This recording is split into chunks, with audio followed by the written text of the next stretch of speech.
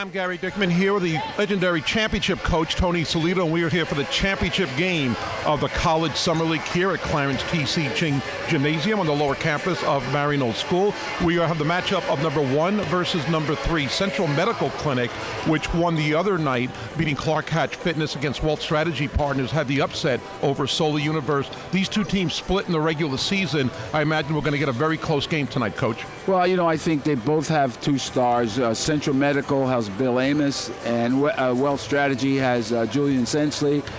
They're by far 2 of the best players in the league, and I'm sure they're going to play outstanding tonight also. I would imagine no surprises. Again, these teams know each other. They saw each other play the other night, split during the regular season. I guess the key if you're Central Medical is to stop Julian Sensley, who kind of had a field day and was the big reason why Wealth Strategy won the other night in the mild upset. Well, that's a good point. And the other point is that Bill Amos has Kyle Papp, who's an all-star, and Julian Sensley has Wally Koulibaly, who hit 7 threes the other night. So they really have 2 terrific players on each team, and I think the team that contributes the most with the rest of their players will win the game. Yeah, I'm not sure who I would give the edge to, again, with Kyle Pape and Bill Amos working the pick and roll to perfection the other night, something they talked about after the game and before tonight's game. They both really enjoyed that part of the game. That's tough to defend if you're working that well. And with Julian Sensley, as Kyle Pape said before the game, you just try to slow him down. You really can't stop him. No, Julian is an outstanding player. And the other night he had 30, and the last night he had 31, and he had 61 points in 2 games. And scoring 30 points in a game is good. I don't care if you're playing Little League. We're going to have some player interviews in a few minutes, meet the all-league team also before tip-off, and we're going to be joined by both coaches coming up in just a second. In fact, we have Marco Johnson from Wealth Strategy Partner waiting by. We'll get him in a second. A former player of yours going for the championship in the Summer League. Well, that's good because he was a good player for me, so I'm sure he's excited. And of course, Dave Patterson, who's done a great job with Central Medical Clinic, coaching them to the championship game. And nice crowd here at the Clarence T.C. Ching Gymnasium here, and got concessions. We're going to have a national anthem, and in just a second, we're going to be joined by the coach, Marco Johnson from Wealth Strategy Partners, get his take on tonight's game. And we'll get him over here right now. This might be your toughest job of the night, Marco, is getting into the seat over here.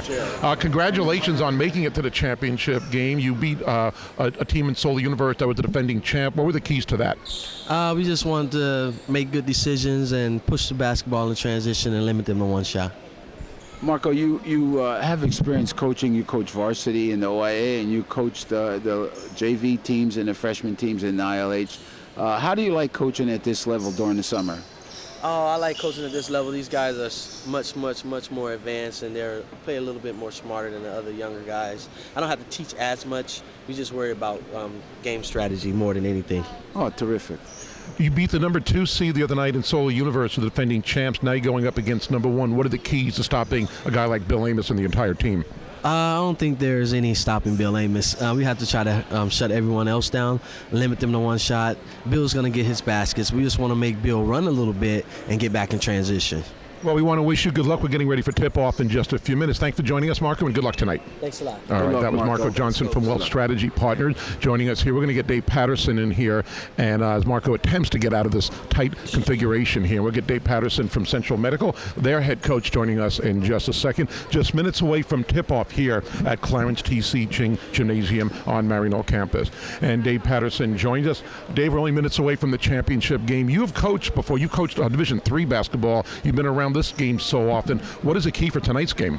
Well, key for tonight's game is defense. I mean, I read that 67 points, what we held our last opponent to, was the lowest all summer long. A lot of guys don't play defense in this league. So first thing I told them, I said, continue to take that pride in the defense, because that's going to be the key. So, transition defense, they'll run on us. We've got to watch out for Kavika Lyons if he lines up for threes on that transition D. The other thing I told Bill, I don't care how bad the post guy is and how good Julian Sensley is, you're guarding the post guy, because anytime he's defending down low, forget about going to the rack. But when he comes out, and if we put him on a good player out on the perimeter, that's when people just take it to the bucket and find a victory a different way. Coach, how do you feel about playing in the finals? Oh, I absolutely love it. I mean, this is great. I haven't been here. to be honest, you were talking about coaching college basketball, and by the way, Coach helped me here. Division III basketball, you don't get crowds like this, so this is pretty exciting, and it's nice to be, coaching guys who are, they're great basketball players. You've been a second half club all season long. I imagine you're probably not as concerned in the first half if you're trailing. But whatever you guys do at halftime, whatever Kool-Aid you're drinking, it seems to work in the second half. Yeah, well, like that, and the last game was probably the first time they actually saw me upset, and I didn't like the way they were all starting to divide. And so I didn't even talk about strategy. I just said, start playing as a team. You guys are all brothers. Take care of each other. And somehow that worked. And that will do it for the coaches' interviews. We are getting ready for the start. I want to thank you, Dave, for joining us. Good luck, and we might be talking to you after the game Coach. tonight. Good luck, kid. Dave Patterson from Central Medical Clinic getting ready for the coaching tonight's game. We're going to get some player interviews and then meet the all-league team before we get the national anthem in Hawaii Ponowi. We're just minutes away from tip-off here in the College League Summer Championship game on Olelo, Channel 49. This is Gary Dickman here, Olelo TV, getting ready for the championship game of the College Summer League. I'm joined by Jonathan Keene from Central Medical Clinic. Jonathan had 28 points a week or two ago against Solar Universe to beat the other top seed, Solar Universe. He has had 6 3-pointers in a game twice this season. Jonathan, what are your thoughts as you get ready for the championship game? We're just going to go out there, give it all we got. We're going to try to play good defense, most of the part. And what we really got to stop is Julian Sensley, because we got to put a lot of pressure on the ball for him, because he's going to come out firing up like he was last game, wanting to make another 32 points. So we're going to try to put a lot of pressure on that. You guys have been a second half club all season long. On Thursday night, you're trailing by 8 at the half, come back and win the game going away, and that has happened several times this year. What is the key to the second half of Central Medical Clinic?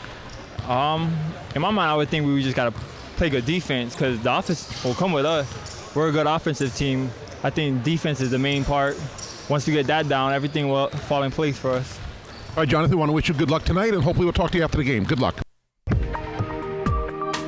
I am joined by Wally Coulibaly from Wealth Strategy Partners, playing in the championship game tonight. Wally, you've had a terrific season here in the Summer League, averaging 26 points a game. Feel very confident on the three-pointers. What's been the key to your success in the Summer League? I don't even know, we just got done with season, and then I was working out, shooting outside at the park to get ready for Summer League, so I guess it's work. I think a lot of fans who maybe not were aware of you in the beginning of the season are definitely aware of you now. You've really turned a lot of heads with your three-point shooting. How confident are you? It seems like every time you release one of those threes, you know it's going in, and really have no fear of shooting that shot.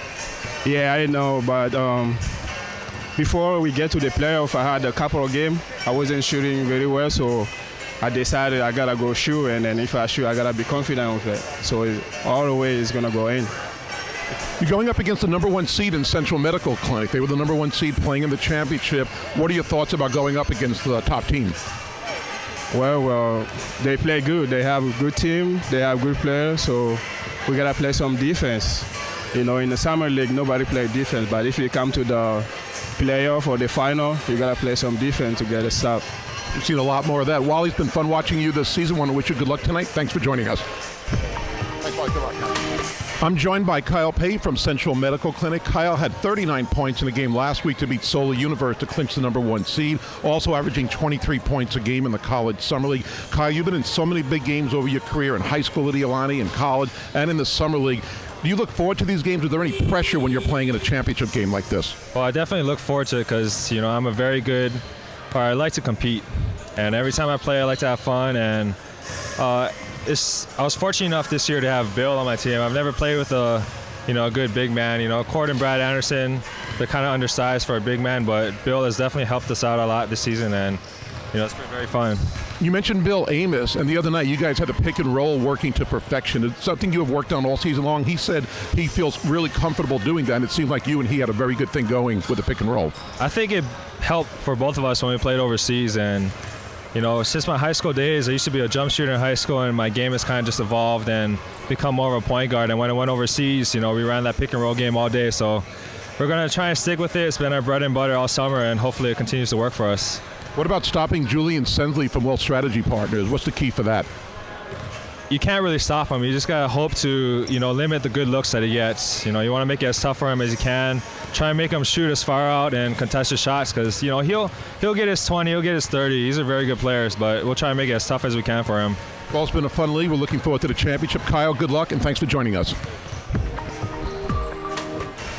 I'm joined by Julian Sensley of Wealth Strategy Partner, getting ready for the championship game of the College Summer League. Julian, a member of the All-League team. I know after Tuesday night's game, you said you had never beaten an Artie Wilson team in the playoffs here of all these years. You got that accomplished. You were very focused on that on Thursday night, weren't you? Oh, yeah, definitely. It was kind of more of a personal thing, I think, for me and also my teammates. But they're a really good ball team. It was a tough match.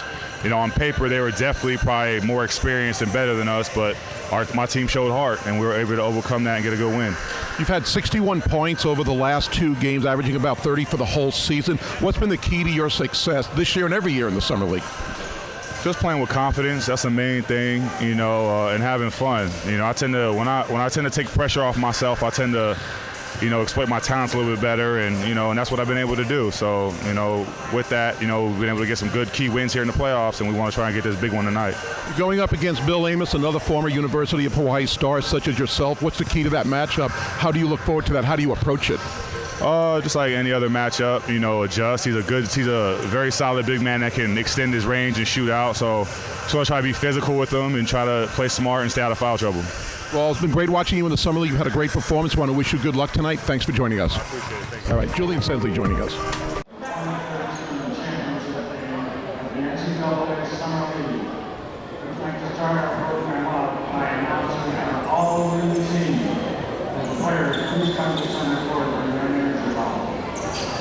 Aaron Valdez, ranked over 60.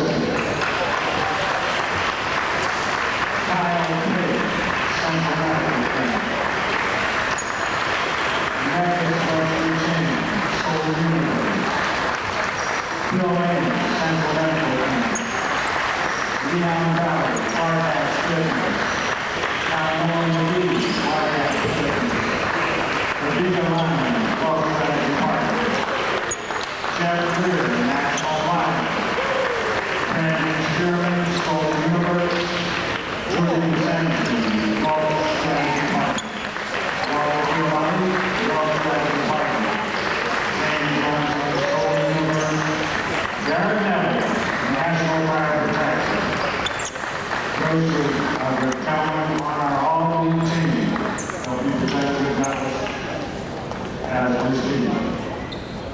We also would like to go on with the 2013 NCAA Basketball League scoring champion, Jay Johnson, 27.8 points a game.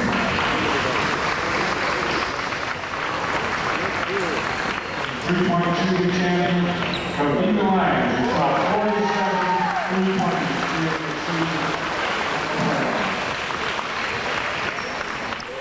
Free-throw shooting champion, Keith Chambers, 87.1%.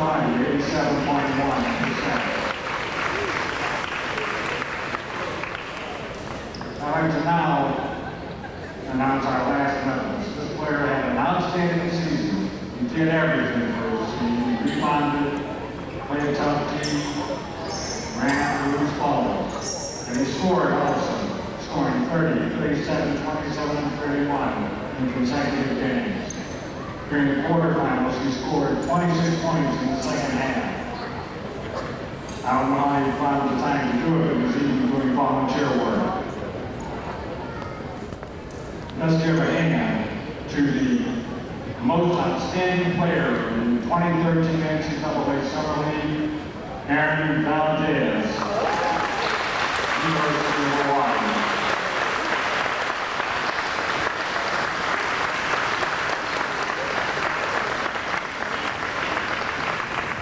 And now, ladies and gentlemen,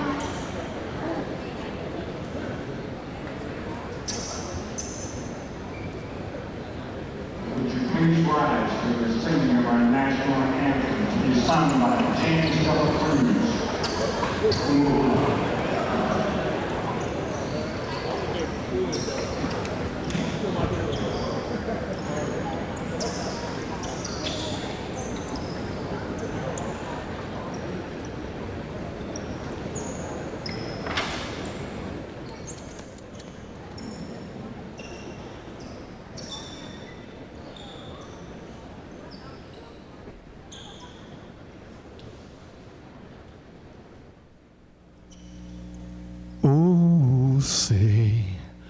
Can you see by the dawn's early light what so proudly we hailed at the twilight's last gleaming, whose broad stripes and bright stars through the perilous flight for the ramparts we watched were so gallantly streaming, and the rockets' red glare, the bombs bursting in air, gave proof through the night that our flag was still there.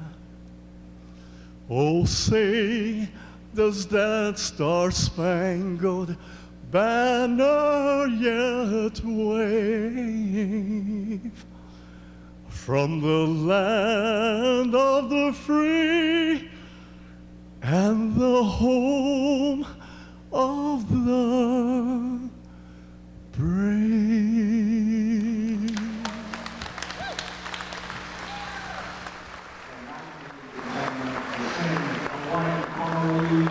And Southwest America, Leo London.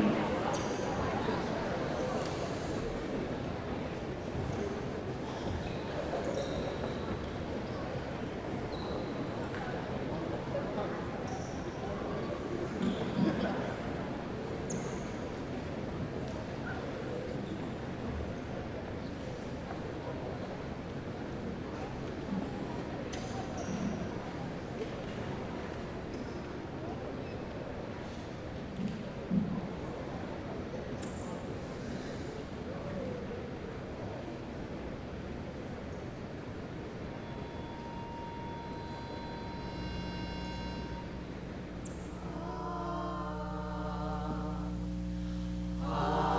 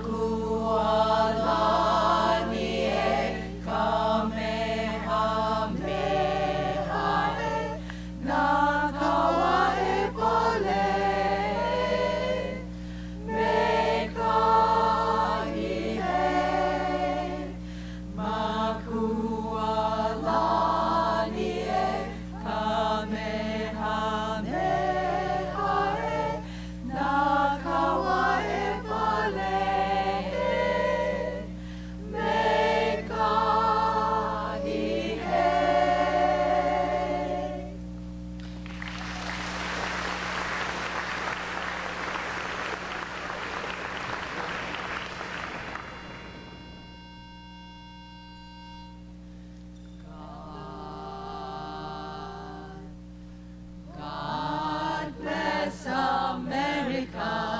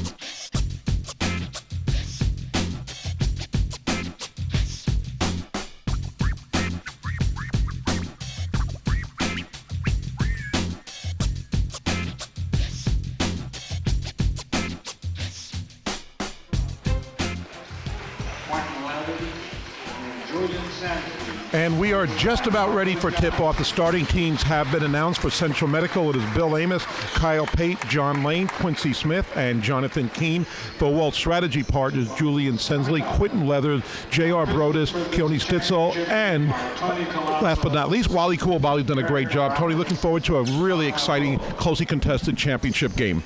Well, you know, we have 5 All-Stars out there and combined on both teams, so I'm sure it'll be a terrific contest. I just can't wait till it starts, and I certainly can't wait to see how the second half and the end of the game is going to come around. I think it'll be close the whole way.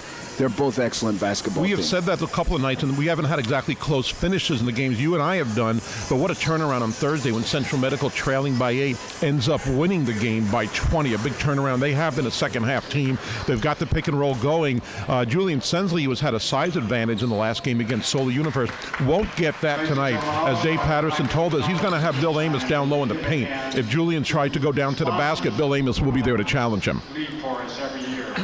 Well, I won't be surprised if Marco Johnson fronts Bill Amos, and tries to get weak side help. If he does that, I think you can have somewhat of a contain on him. But if you don't get the weak side help, he'll just kill you. We've also seen that the first half, when you have a decisive lead or you're facing a deficit, doesn't really matter as much. We've seen teams come up numerous times in the second half and really turn it around. And we mentioned a whole bunch of names from the other night. A big name from Thursday night was Michael Harper from the University of Hawaii, had 19 points, 17 of them in the second half on 7 for 7 shooting. Well, you know, the reason for that is because so many guys shoot the 3 on both teams. They can close the gap real quick if they get hot. And Not everybody hits them. Not everybody hits them, but they shoot them. He had it going on Thursday night, and we are just seconds away from the jump ball for the championship game. We will have the MVP and the trophy presentation following tonight's broadcast. It'll be Bill Amos going up against Quentin Leathers. And it is controlled by Kyle Pate for Central Medical. Brings it up across on the left side. Covered by J.R. Brodus. Bill Amos gets the pick. Looks for the roll. It is not there. Over to the right to Quincy Smith. He looks for an opening. Can't find anybody. Does get Amos, but J.R. Brodus is there to knock it away. A loose ball, though, picked up by John Lane. Gives it over to Jonathan Keene. Gives it back to Jonathan Lane. Down to Bill Amos. Looks to the left, nothing there. Looking for an opening, and he does final Cape, and he gets the ball to Jonathan Keene. Over back to John Lane, and the shot clock about to expire. The shot is good. They get the rebound off of the missed shot, and Bill Amos with a tip and dunk. I think Walt Strategy thought the shot clock had expired. It does not, and it is 2-0 Central Medical. Well, anything that hangs around the basket, you can be assured Bill Amos and Julian Sensley will be there to gobble it up. Good. Sensley with the ball right now, covered by Bill Amos, goes up for a 20-footer. It is a 3-pointer. It looked like he had 1 foot over the line. They call it a 3, and Julian Sensley with the 3 gives Walt Strategy Partners a 3-2 lead. Pate in the lane, back out to Quincy Smith. He drives in, fakes behind the back, gets it blocked by Leathers, and Keone Stitzel brings the ball on fast break, brings it back out, waits for his teammates. Looks for Leathers down low. He is covered by Amos. Now Julian Sensley covered by Kyle Pate right now. Tried to get it inside. It is thrown away. Tipped by Central Medical. And John Lane picks up the ball. Gets in transition. No-look pass to Bill Amos, who goes up for the layup. And it is good. Beautiful pass by John Lane. Good conversion by Amos. 4-3 Central Medical. Stitzel brings the ball up. Covered by John Lane. Goes up for a long 3-pointer. That hits the rim and it is out. Bill Amos battling for the rebound. Controls it. Gives it over to Kyle Pate. He crosses midcourt, getting everybody else coming down with him. Looks for Bill Amos down low. Now Jonathan Lane. John Lane tries to pass to Bill Amos. He was facing the other way, and it is picked up by Wally Coulibaly for Walt Strategy Partner. Over to Stitzel. Gives it over to Brodus. He drives the baseline. Tries to draw a foul, gets the ball knocked out of bounds, and Walt Strategy Partners will inbound under their own basket. And the score 4-3, exactly 18 minutes left in the game. Stitzel inbounding to Leathers, over to Brodus. He thinks about it at the top of the key, gives it back to Stitzel. He drives baseline, and he is fouled by John Lane before he attempts the shot. It will be out of bounds. I don't believe he was shooting in that situation. Ball will be inbounded underneath the basket. Keone Stitzel inbounding for Walt Strategy Partner. Gets it over to Coulibaly. He waits for his guards to get set. Jonathan Keene covering him. Gives it over to Sensley on the right block. Covered by Pate. tries a shot, little contact there, no foul, and Julian Sensley misses that. We talked to Kyle Pape before the game. He said you're going to have to really muscle Julian Sensley, make him work for the shot, and try to control him a little bit. He did that on that possession. Tony Toledo doesn't like hearing that, but that was a little bit of defense there. Quincy Smith back with the shot. I think that was a little bit of a bad shot on Julian's part, too, though. He did force it, but he had a little contact on there. Brodus with a three-pointer in the right corner. It misses. Amos fighting for the rebound. Loose ball picked up by Kyle Pape. He brings it across the midcourt line. Bill Amos looking ready to set a pick. And Kyle Pape drives in the lane, left-handed layup, hits the front of the rim and out, bounces around. Keone Stitzel picks it up for Welch Strategy. Sensley gets the ball, tries to give it down low to Leathers, covered by Bill Amos, gets the ball, brings it back out to Stitzel, looking for a pick by Julian Sensley. Stitzel goes to the free throw line, wide open, thought about a shot, but at the last second gives it over to Coulibaly, who misses the three-pointer, and John Lane picks up the rebound for Central Medical. He looks to run, tries to get an opening, spin into the paint, gets the ball knocked out. Bill Amos picks it up to Jonathan Keene. Bill Amos now going for a three. That hits the front of the rim and is no good. Keene with the rebound. He goes back for a three. That hits the front of the rim. Amos with a tip in. No good. Quincy Smith picks up the loose ball. Bill Amos setting a screen for Quincy Smith, who will hold up and try to get a set play going. And he drives into the paint on the left-hand side, tried to get a layup up. It is no good, but he is fouled. He will go to the free throw line and take two shots. Looked like he was favoring that foot one more time. We saw it off and on Thursday night with Quincy Smith. When he made a basket, seemed like he was in good shape. Well, I think what's going to happen is they're going to get over their nerves a little bit, and they're going to get to play better basketball and hit more shots as they get into the flow of the game, because there's a little bit of nervous energy they're burning off right now. Ryan, you can expect that with a championship game. Again, these players have been in so many games and situations over their career, but this is for a championship. They all are here in Hawaii, and there's a lot of pride involved as Quincy Smith makes both foul shots and gives Central Medical a 6-3 lead with 16:05 left in the first half. Stitzel with the ball over to Brodus, cuts in the lane, gives it a right-handed scoop shot. Beautiful shot by Brodus. It goes in. 6-5. Central Medical looking to run. Keene gets the ball, gives it back out to Kyle Pape, looking for Amos cutting in. Nothing there, so Pape takes it in the paint, tries his shot, and it misses. Looks like that had a chance of bouncing in, but Bill Amos knocked it away after the buzzer, so he will get 2 free throws for Kyle Pape right now, Central Medical Clinic. Well, Kyle Pape is an excellent basketball player, played at Colorado School of Mines, and he was a Division II All-Star in that conference, and he had a great career at Iolani. So I think I've been watching him for maybe 4 or 5 years after college in this summer league, and he's easily one of the most outstanding players in the league. He made the All-Star team this year and last year, and he really does a good job. He was mentioned, I had forgotten, but he has played overseas as well. He says that's one of the things Bill Amos and he had working for them. The pick and roll is very popular in Europe, and that's where they both kind of perfected it. A different country, but you can see the experience there paying off as Pape makes one of the shots. 7-5, Central Medical with the lead. Keone Stitzel with the ball, being covered by John Lane. Gives it down low to Sensley. Double team by Quincy Smith. He takes off and leaves single coverage now. Brodus with the ball. Tries to drive baseline. He is fouled by Quincy Smith. Quick whistle with the referees tonight as well.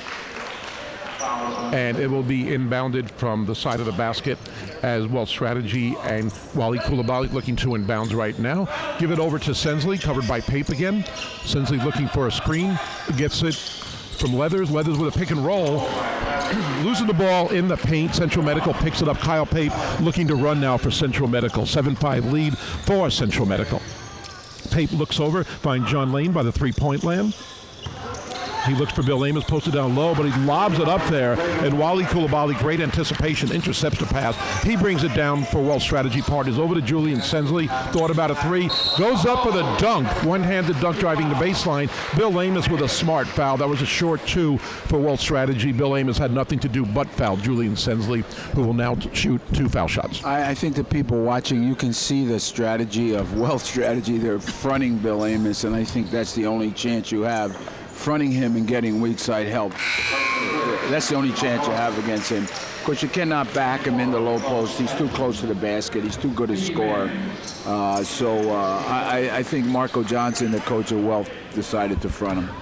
You predicted that before the game, and that is what Marco Johnson has done. Sensley does make the first foul shot, going for a tie score. He makes both foul shots, and we are tied at 7. And I like what Wealth Strategy is doing, because when Amos gets the ball, like you said, they're fronting him. They got the weak side help, but as soon as he gets the ball, they might rotate back so nobody is left open for a quick pass by Amos. Good rotation by Central Medical.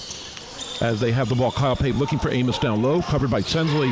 Double team comes there, and Koulibaly knocks the ball away. Central Medical retain. Quincy Smith in the paint gives it back out to Keene. Over to John Lane on the right. Amos in the paint does a little fake and got free, but they call the foul before he goes up for the easy dunk, and that foul is on Julian Sensley. They will inbound the ball, not a shooting foul for Central Medical. John Lane inbounding with a 7-7 score, 14:37 left in the first half. Quincy Smith gets the ball wide open, misses the 2-point shot from the corner. And we got P.E. Mins in the game, gets a quick outlet pass to Wally Koulibaly, and they get the basket in. Would have been goaltending. P.E. Mins just checking in the game, making a great pass to Koulibaly, and they take a 9-7 lead for Wealth Strategy. You have to watch Koulibaly on those plays, because he does break out. The last game he had 3 or 4 of those uncontested, so you got to be careful. You got to get a guy back on defense. You would hope they would learn after the first or second time. We see Caleb Spencer checking in the game. Did not play on Thursday. Former Kamehameha player, now playing for Central Medical. Was a great football player at Nevada a few years ago and looked really good in the summer league. He checks in the game for Central Medical. Right now, Quincy Smith trying a 3-point shot. It is nothing but net.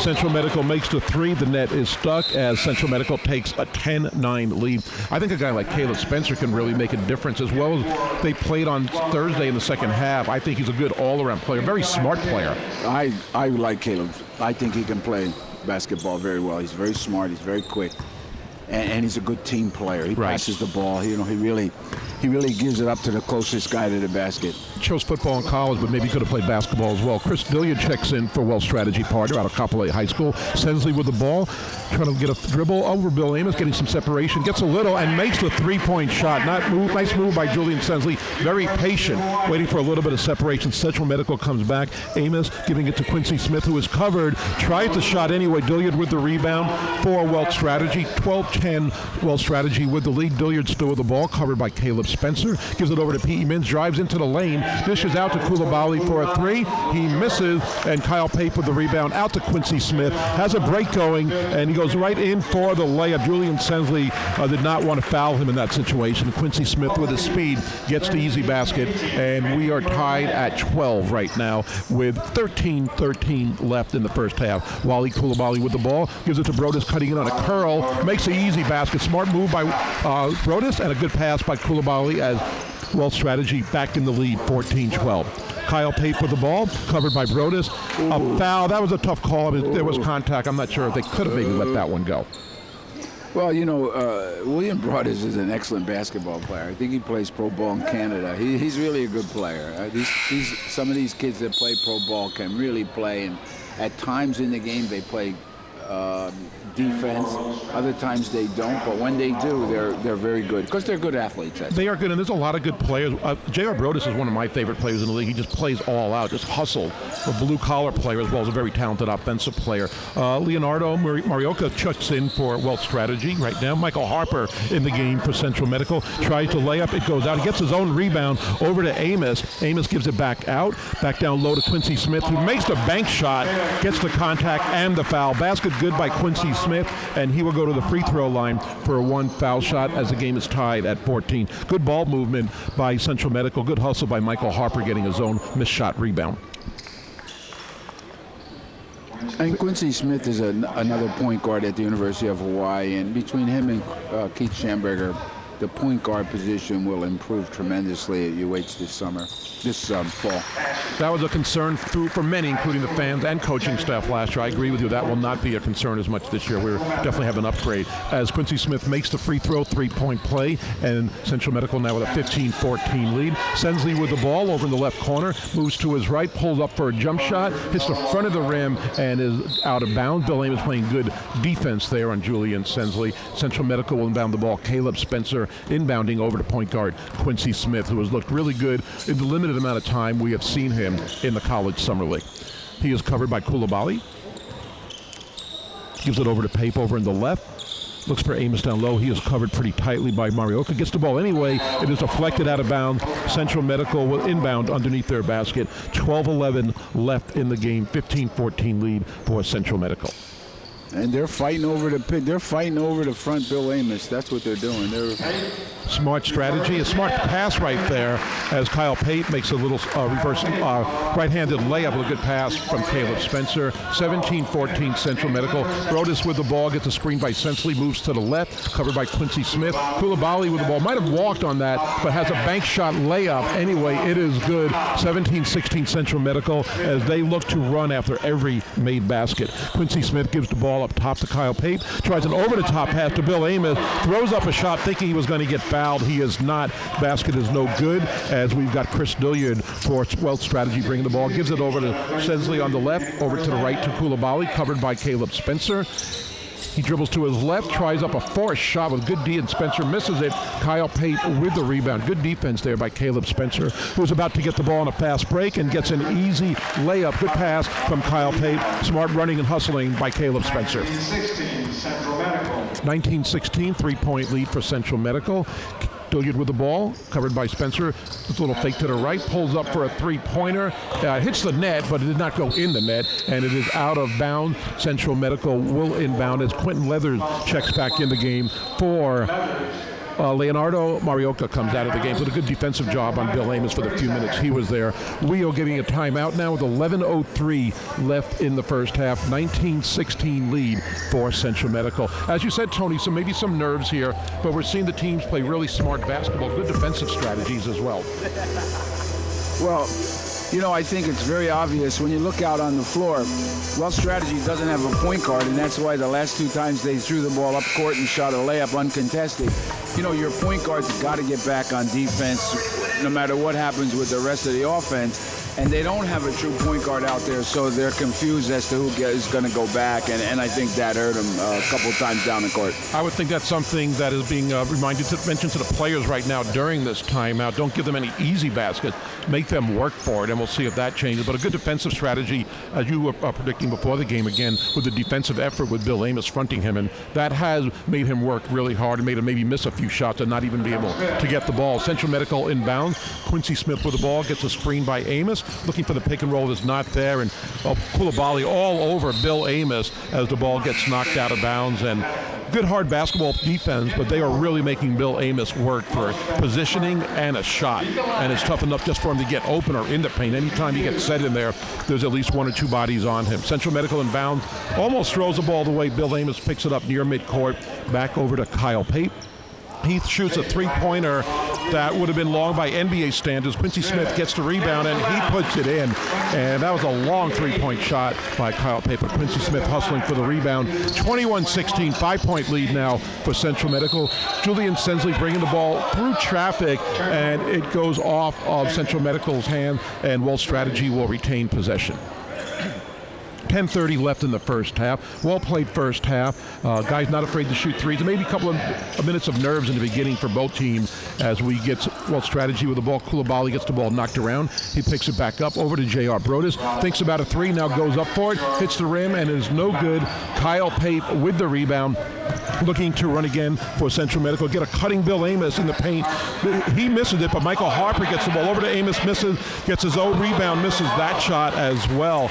And Central Medical looking to win. Michael Harper with a heads-up play, picking up the ball and giving it to Amos, just unable to convert. Well, you know, that is the result of being fronted and him working very hard to get open, and then it uses up your energy, and sometimes you miss those easy shots. And I think that's definitely part of the strategy for Wealth Strategy. Again, make him work for the basket as J.R. Brodus cuts to the basket and makes a basket for Wealth Strategy. They trail by 3.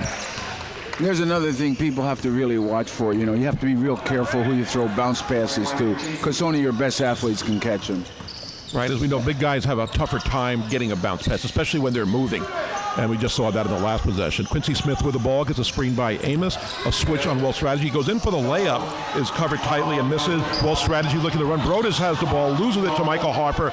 Bill Amos on a 2-and-1. And Quincy Smith fakes the three, gives it back to Amos, who is back down low. No foul. They got all ball, according to the ref. It goes out of bounds, and Central Medical will get the ball in the corner. Get some substitutions. Bill Amos comes out, and we've got Michael Harper still in the game. Bill Amos leaving the game, and we've got Jonathan Keene coming in the game, as well as for the first time, Ryan Reyes for Central Medical. Michael Harper with the three. Continued where he left off on Thursday. Gets a three-pointer from the corner. Nothing but net for Central Medical. They open up a 6-point lead now, 24-18, 9:07 left. Michael Harper's been really feeling it over the last couple of games. I mean, good to see you.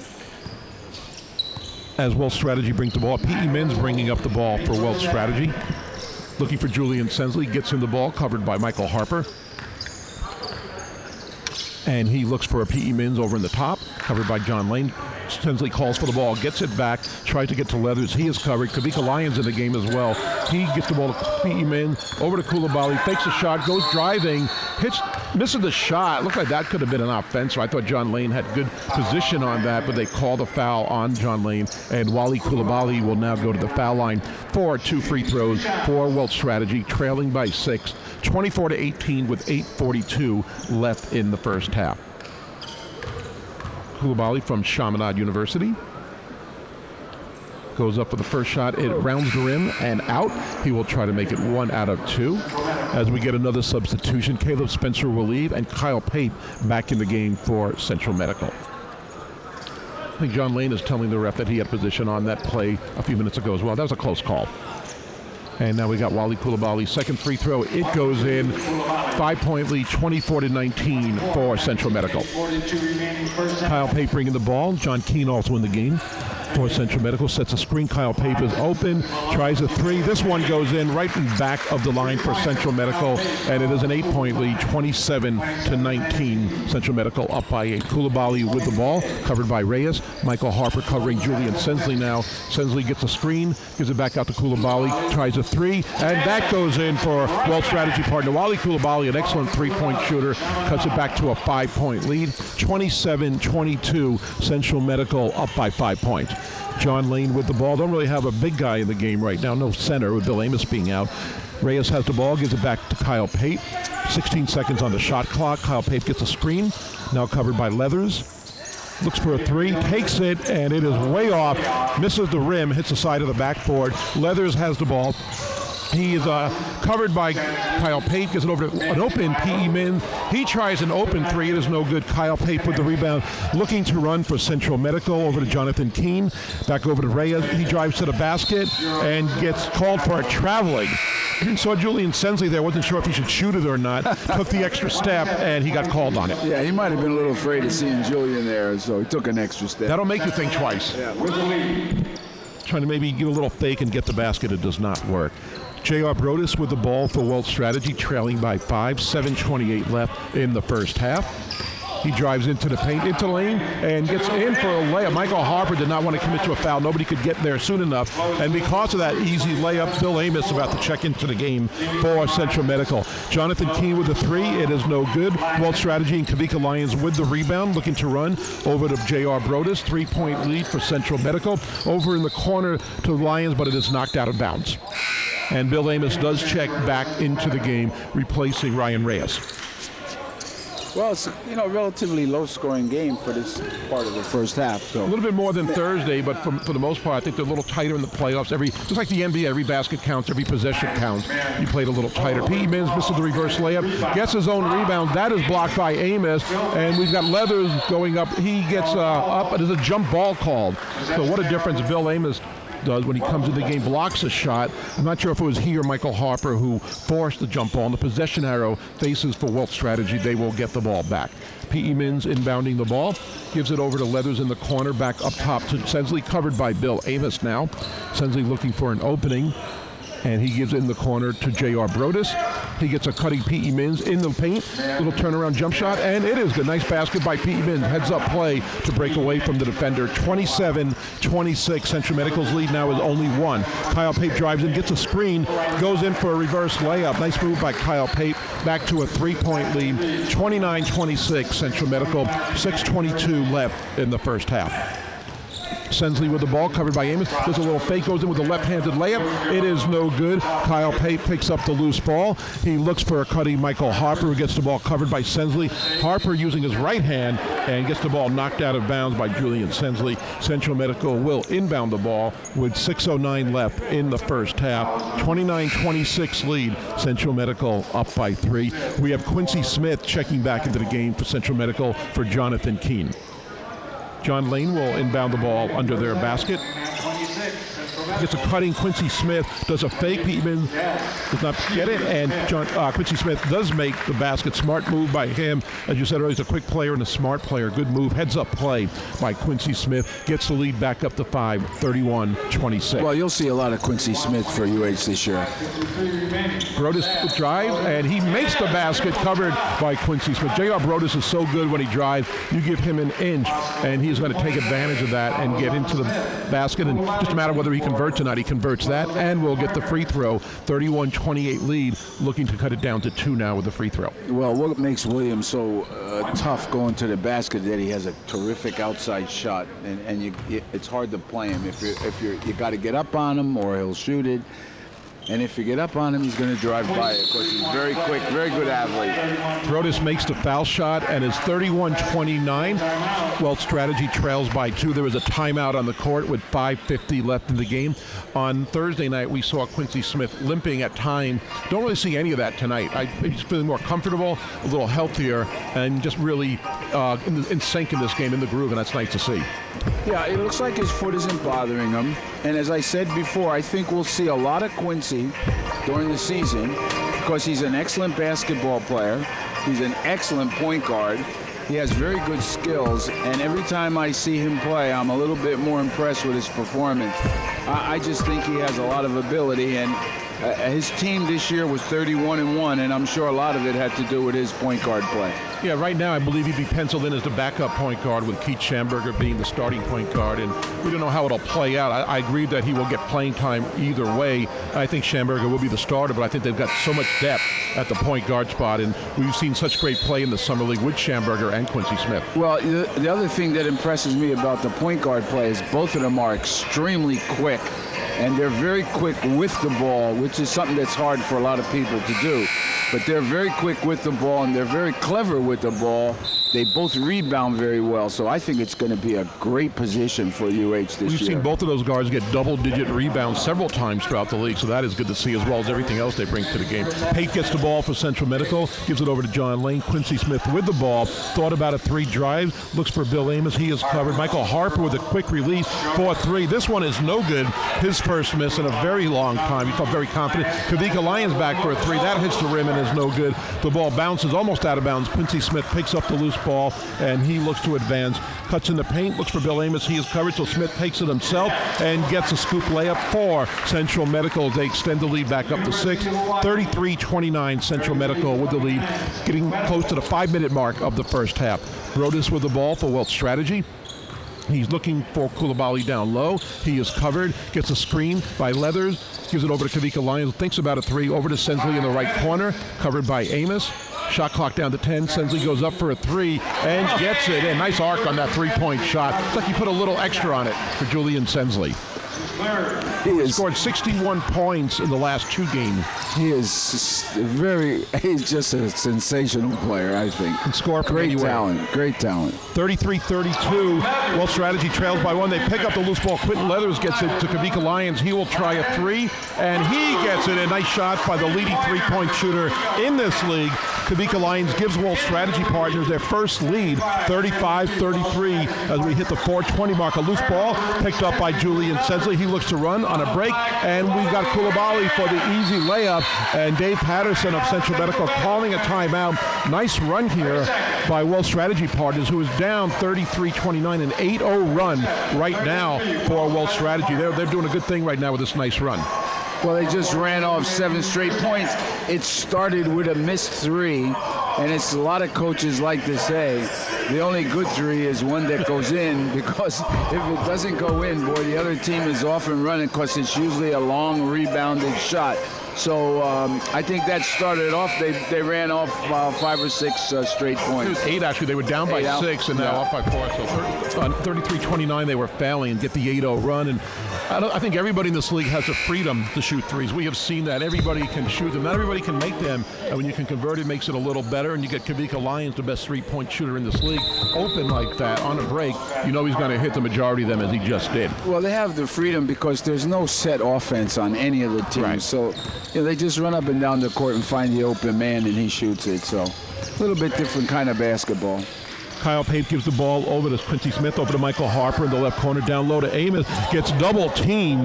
Looks like Wells Strategy fouled each other on that, looking to block Amos. They knocked their own player down. Sensley comes up with the loose ball, looking to extend this 4-point lead and this 8-0 run that they are currently on. Covered by Bill Amos, turns around, brings it back out. Looks for somebody to get open, looking for J.R. Brodus. He gets the ball from Sensley. 12 seconds left on the shot clock. He's covered by Harper. Sensley with the ball again. Bill Amos covering way outside. Shot clock going down to about 3. Sensley takes the shot. It is no good. Brodus controls the rebound back outside to Sensley. He wants to slow it up and get everybody set for a good shot. He looks down low, gets Quentin Leathers down low, tries to give to Koulibaly, but Lane picks up the pass, and he goes in for a break. Alley-oop to Bill Amos, cannot control it. Good idea by Central Medical. They had the 2-on-1 break, and the right idea for an alley-oop. It just was a little bit too late for Bill Amos to control. Wells Strategy gets the ball, still with an 8-0 run, leading by 4 with 3:12 left in the first half. Caleb Spencer back in, and Michael Harper will take a breather. Koulibaly with the ball for Wells Strategy Partners, gets a screen by Sensley, moves over to the right, takes a shot, it is no good. We've got a rebound by Bulla Vienna, who's just checked in the game for Wells Strategy. Nice rebound there, good hustle play. Back outside to Sensley. He gives it over to Brodus on the left, looking for Leathers, but he is fronted by Caleb Spencer. Back on top to Sensley, drives in the paint, little fake, takes the shot anyway, it is no good. Leathers with the rebound, tries a dunk, but he slipped off his hand, and the ball ends up rolling out of bounds. And the ball will still be Wells Strategy Partners. Good idea there by Leathers, but the ball just got a little slippery there. Wells Strategy still on this 8-0 run, and the referees get together maybe to decide where the ball should go. And I couldn't tell who it went out of bounds on. And they're also going to look at the shot clock to see if that dunk attempt at all hit the rim. Right now, there are 8 seconds left in the shot clock. They say it does and move it back out to 30. Wally Koulibaly with the ball. John Lane covering him. On the top of the key, in the corner, the Kavika Lions. He takes a shot, gives it down low to Brodus. Post up, and he gets Quincy Smith covering him. Misses the shot, gets his own rebound. Now losing the ball on the floor, and it is picked up by Kyle Pape. 3-on-2 if they hurry. Kyle Pape slows it up just a little bit over to Quincy Smith, who is open. Thought about driving, but it was clogged in the paint. Bill Amos trying to get a pass, a bounce pass, as we said. Unable to convert. Loose balls picked up by Wells Strategy. Julian Sensley with the balls. We get close to the 2-minute mark in the first half. Julian Sensley with a circus shot. Looked like he was trying to get fouled. Wasn't even looking at the basket. Throws up a right-hander, and it goes in. Caleb Spencer trying a fast break layup for Central Medical. That is no good. Koulibaly with the ball, running for Wells Strategy. Quick pass down low to Brodus, and is intercepted by Pape, who is fouled by Quentin Leathers. Tony, what a shot by Julian Sensley. Well, I think what you see in this summer league is some great athleticism by players, and only an athletic player could make a shot like that. An average run-of-the-mill player just wouldn't been able to perform like that. And also you see guys running up and down the court and converting, and I think that's a real tribute to their athleticism. Really doing a good job out there.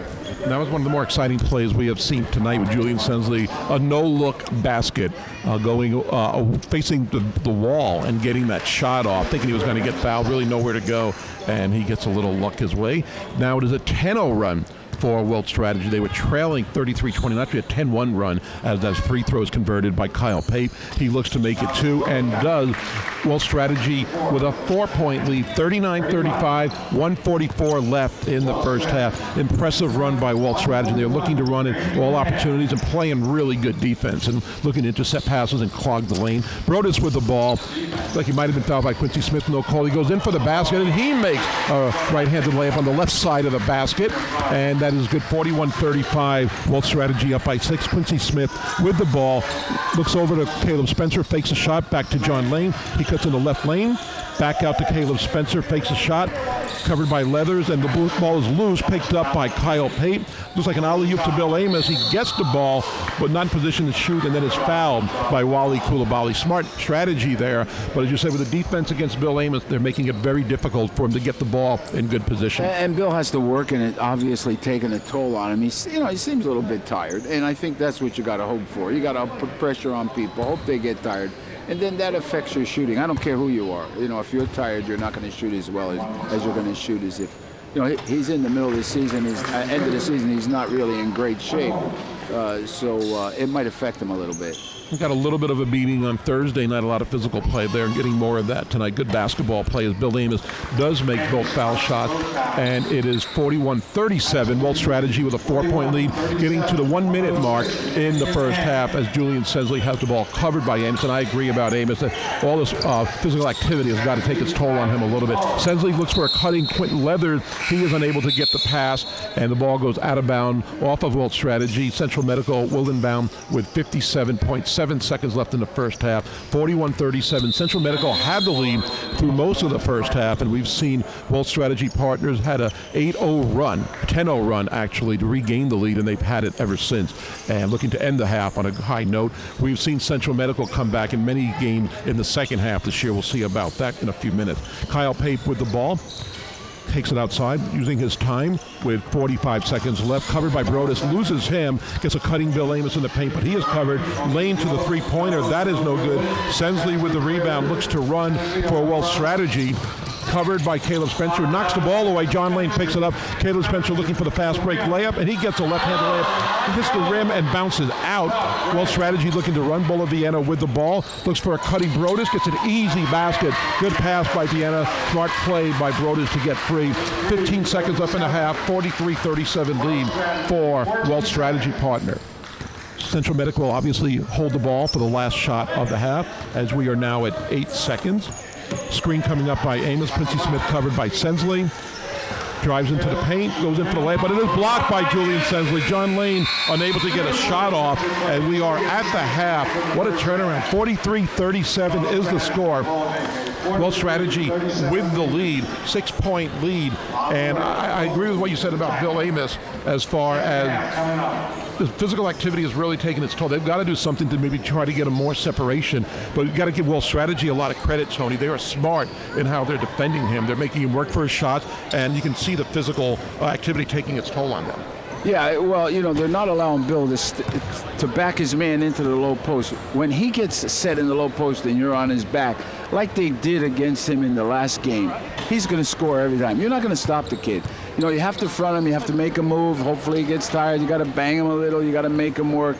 And I think those kinds of things will take a little bit of strength out of him and hopefully make a miss. But on the whole, though, I don't know how many points he scored. How you have the stats? Bill Amos will get his points. Bill Amos had 6 points only. When you mentioned that, I noticed on their second to last possession for Central Medical, Bill Amos did get the ball down low, but he knew the defense was covering, the double team was covering, and he passed it outside immediately, which is what he would normally not do. Normally he would go for a shot, draw a foul, but maybe he is feeling the pressure a little bit. So I think that's what forces you to do things that you wouldn't normally do. You would every time I've seen him play, he would shoot that shot. Right. So, they're making him do a little.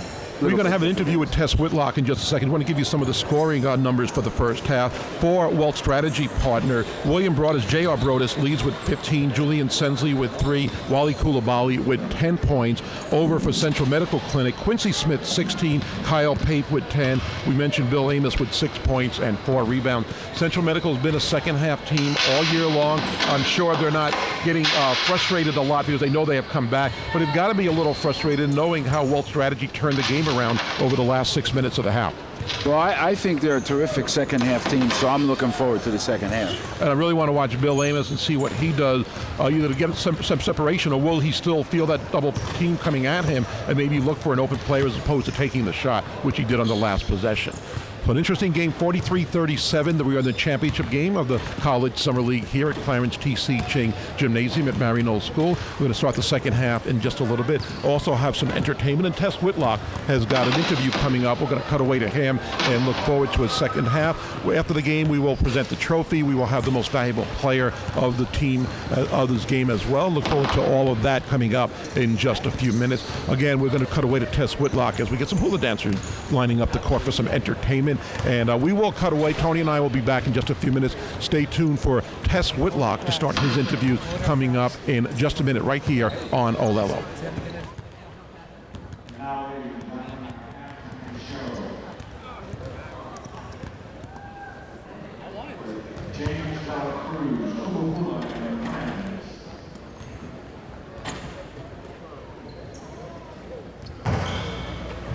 Testing, okay. Aloha mai kako. Good evening, everyone. We are honored to be here to celebrate tonight's championship game and may the best team win. My name is James Dela Cruz. I'm one half of the Dela Cruz brothers. My brother Michael lives in Japan, and we've been teaching hula since 1977. Our last king of Hawaii, King David Kawika La'amea Kalakaua, is said to be the first king of any nation to go on a world tour.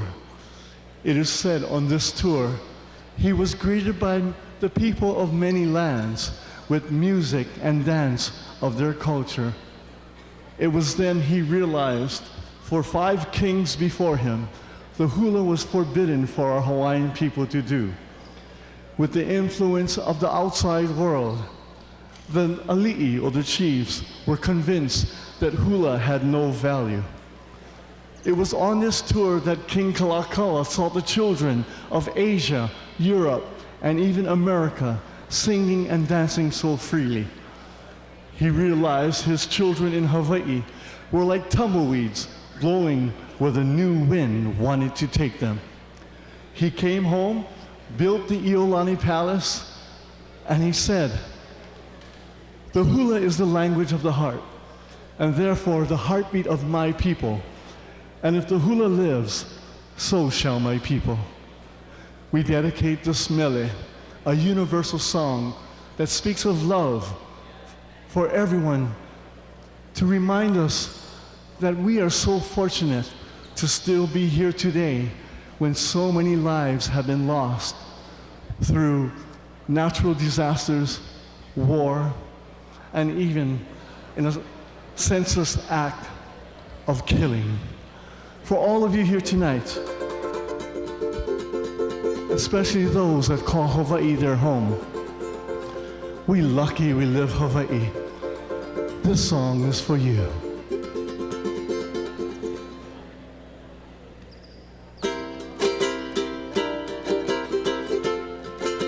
Song made famous by none other than Saxophone Louis Armstrong. I see trees of green, red roses too. I see them bloom for me and for you. And I think to myself, what a wonderful world.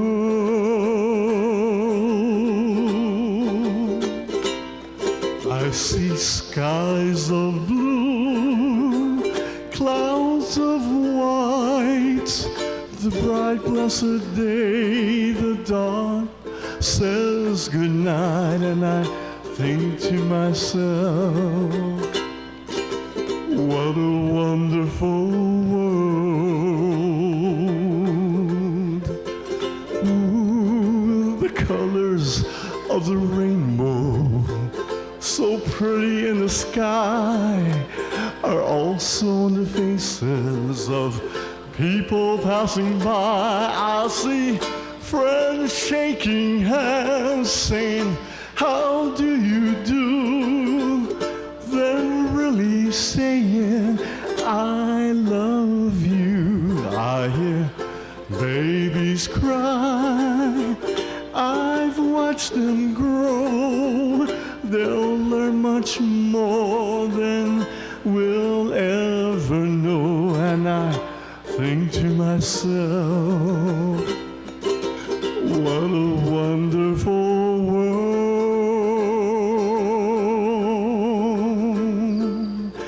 I think to myself, what a wonderful world.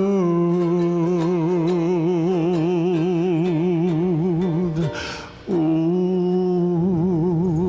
yeah. Aloha.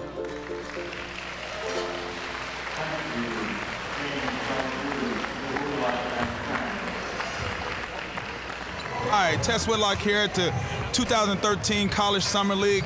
I'm with an old college friend of mine, no stranger to the Hawaii community, Cal Hale State winning coach, Alika Smith and Kupau Harrison. We'll get to you in a second, but Alika Smith, how's it going, big man? Good, good. Nice to see a lot of these kids playing out here. Yeah, I wanted to get you over for a second, just ask you a couple questions. Number one, how's it going?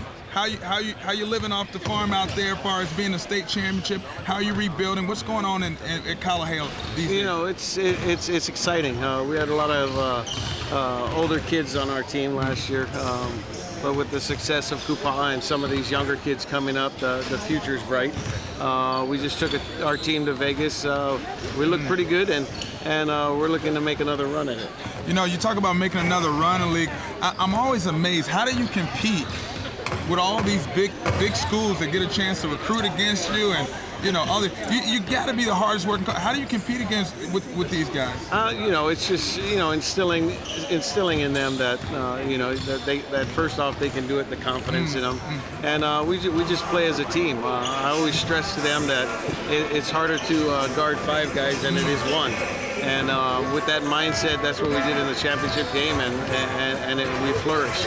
Yeah, speaking of the championship game, we are sitting here at Marino High School. How do you feel about sitting here in almost the enemy's dungeon here? Did you feel a little weird walking in the door today? You know, it crossed my mind. Yeah. But at the end of the day, we wanted to see some good basketball, and that's what we're seeing. Ex-college players and future college players coming out here and playing well. I want to get to you now, Kupau Harrison here. Great success last year. Obviously, you're coming off of a state championship. Talk a little bit about what you've been working on this summer and what you intend to bring back to Cal Hale basketball this fall. Just trying to get a lot stronger during the summer, and then kind of take on more of a leadership role and more of a scoring role rather than being a facilitator and just kind of a watcher, I guess. You know, cool. They got the band playing over, so make sure you speak up a little louder. I had a chance to get in the gym with you this summer, and you're shooting the crap out of the ball. You talked about getting a little stronger. How's your strength going to compile with the way you shoot? What are you planning on doing once you get stronger? How are you going to implement that into your game? When I get stronger, I mean, I've been working on that and trying to play more inside and get better at playing defense in the paint and attacking the basket more so I don't get the ball stripped from me and taken from me and stuff like that. I want to get back to you real quick, Alika, before we get out of here. Tell me a little bit about Central Medical and Wealth Strategy. Number one, with Wealth Strategy, what do you think they need to do to win this championship tonight? Well, you know, they're doing what they need to do, but they got the athleticism advantage over Central Medical, but it's going to be a good game in the second half. Central Medical got the shooters, so once they start hitting some with Kyle and some of those other guys, it's going to be a good game. All right, and Kupau, do you see yourself not only in this league? I mean, this is past, and this is a college summer league, but you see yourself playing in college one day? That's the goal, I guess, is to try and move on to another level and try and go to college and get an education and get it paid for, I guess. Well, I want to continue to wish you guys great success. I've had a chance to see you playing. Your son's in my program. I see you playing in Kupau. It's been a pleasure getting to know you. So good luck this year, guys. Let's try to get another one, another state championship. Appreciate it. All right. Okay. We're joined right now at halftime as we get ready for the second half of the championship game by a player who expected to be playing in the game. Negus Webster Chan plays for Solar Universe, Artie Wilson's team, a newest member for the University of Hawaii. Will redshirt this year, coming over from Missouri. Negus, has been so much fun watching you in the summer. What are your thoughts on this league? Summer league games, I really enjoyed them. There's a lot of competition in here. So far, I heard this is like the best year they had this summer league competition, so I was enjoying it. Sadly, we didn't make it to the finals, but it's all love. A lot of fans got to see you, and I think that was enjoyable. We've heard a lot about you when you signed with the University of Hawaii. Now we know you have to sit out a year. I imagine that's going to be one of the toughest things you're going to have to do is sit on the bench and watch for one season. Yeah, but I'm ready. I'm working every day. No days off. I'm trying to get my team ready for this season, for the better competition. That's all I can do so far, just get myself better every day. What made you come over to Hawaii from the University of Hawaii, transferring from Missouri, played your freshman year there? What got you out here? Yeah, I just felt it was a better opportunity for me. And Coach Gibb provided me with a good offer, basically. He told me I'll be a big part of this program. I want to change this program around. So that's what made me decide on Hawaii. Well, a lot of fans got to see you in the summer league. I've been on TV the last few games on Olelo, coming out in person, and we've been real happy with your performance. Know we've got a really good player coming, and we know it'll be a year, and it'll be tough for you. It'll be tough for the fans to wait a year and watch you, but we're looking forward to having you here for 3 years. Thanks for joining us, and good luck in the future. Thank you. All right, that was Negus Webster Chan, former player at Missouri, joining the University of Hawaii. Will redshirt this year, according to the rules in NCAA Division I basketball, but it's going to be fun watching him. 3 years left to play as we get ready for the second half here at Clarence T.C. Ching Gymnasium on Maryknoll School. And Tony, I know one thing, among other things, you'd probably wish you had this gym here when you were coaching. Yeah, well, I've always said the gym is fine, but, it made our kids tough, and it made them play really hard because they didn't have anything. So I didn't mind practicing outside and playing outside. It was it's a beautiful good experience. But this gym is good enough for the pros to play in. It is. Great outstanding. Gym. Look, I know Steve Blake of the Lakers actually had a camp here a couple of years ago, so the pros have been here a little bit as we start the second half. 43-37, the lead for Wealth Strategy as they take over in the last 5 minutes of the first half. Central Medical with the ball. Kyle Pape over the top to Bill Amos. It is knocked away by Quentin Leathers. Loose ball picked up by J.R. Brodus. Gives it back to Julian Sensley. Once again, that's what happens when you front somebody.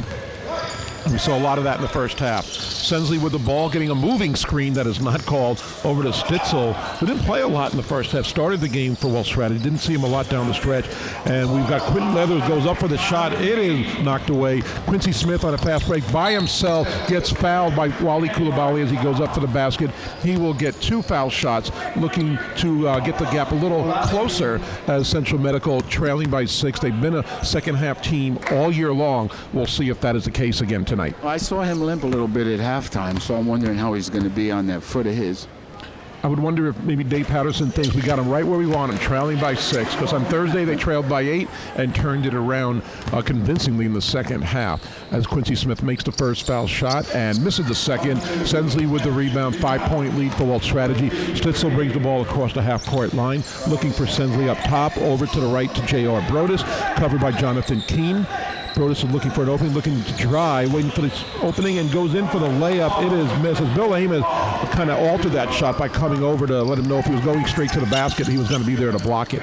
Kyle Pape with the ball now for Central Medical in the right corner, over to John Lane. Down low to Bill Amos, covered by Leathers. Gives it to Jonathan Keene. Nice left-handed layup by the left-handed Jonathan Keene. And now it's a 3-point game. Looks like Central Medical early, but making that run that they are famous for in the second half. Trailing by 3. Jonathan Keene didn't get too much playing time the first half. Neither did Stitzel. Right. But they both seem to be performing okay now. Both good players. Stitzel with the ball in the paint, trying to lose John Lane. He does not. Gives it over to Coulibaly. Back up to Sensley. Coulibaly fakes a 3, drives into the baseline, and makes a nice little baseline runner as Wealth Strategy gets their first basket, now up by 5, 45-40. Quincy Smith with the ball for Central Medical. Amos sets the screen, cuts to the basket. Nothing there, though, and Quincy Smith loses it off of his leg. Turnover, and Wealth Strategy getting the ball back with that 5-point lead. 18-12 left in the second half of this ball game. Stitzel gets the ball and slows it down a little bit. Leading scorer for Central Medical in the first half was Quincy Smith with 16 points. Sensley in the paint, throws up a shot, gets fouled by Bill Amos, who tried to show his innocence with the referees that his hands were straight up and that was it, but the body did get him, and Julian Sensley will shoot 2 foul shots for Walt Strategy as Bill Amos to no avail, lest the referees know it was not a foul. We all know that never works. I kind of love how players do that. They try to sell it after the call. You're never going to see a referee say, yeah, you're right, it wasn't a foul. But you might get them to give one in your favor the next time around. As Sensley misses the first foul shot. J.R. Brodus had 15 points in the first half for Walt Strategy. Julian Sensley with 13 in the first half. Now 14 as he makes the second foul shot. 46-40, Walt Strategy with the lead. Quincy Smith with the ball. Looks for the screen, goes to his left. Switch on defense, still has the ball. Looks for somebody. Kyle Pape now getting it on top. Getting a screen by Amos. Gets a little separation, still drives in. Not open. Throws the ball to Jonathan Keene. It is knocked out of bounds. It was a tough pass for anybody to catch, but it is knocked out by Stitzel, and Central Medical will keep the possession of the ball. John Lane inbounding for Central Medical. Looks for Quincy Smith cutting. He is covered. Jonathan Keene gets the ball. Goes up for a three. It hits the rim and out. Bill Amos knocks the ball out of bounds, trying to knock it to his teammate, and does not do that. And we're looking at Quincy Smith now, and not only is he kind of limited, he's really walking on his arch. Yeah, he's walking on the side of his On the side of his foot, and that's kind of a scary sight on his right foot, is not planting it down fully. Keep an eye on that. Sensley with the ball down low, covered by Kyle Pape. Stitzel with the ball up top, gives it back down to Sensley. Tries a little baseline jump shot, fade away, and it is good. Something Julian Sensley does so well and so often. 48-40 lead for Walt Strategy partner. Pape with the ball, covered by Brodus. Looks for Amos to try to set himself up down low. There's nothing there. Tries to set the screen. Kyle Pape goes in for the layup. Screen wasn't necessary. Kyle Pape just uses it as a kind of an offset thing, but they weren't going to have the screen, and there was no screen necessary on that. Well, that's just terrible defense. Whenever you see a man drive to a basket and shoot an uncontested layup, somebody's not playing defense. I think they expected the screen to be there and give it a pick and roll, but they didn't go for it, and that's how he went in uncontested on that. Central Medical back with the ball, trailing by 6. Kyle Pape with the ball. Screen now coming up from Amos, and a little bit too much there on Amos's part. He stuck his hip into J.R. Brodus. Referee is right there and calls a foul. I agree with that one. Bill Amos doesn't. But when you have that much contact and dig your hip into the guy, preventing him from advancing, they're going to call that. Wally Coulibaly inbounding right in front of us to Keola Stitzel. And he is covered by John Lane. Over to J.R. Brodus.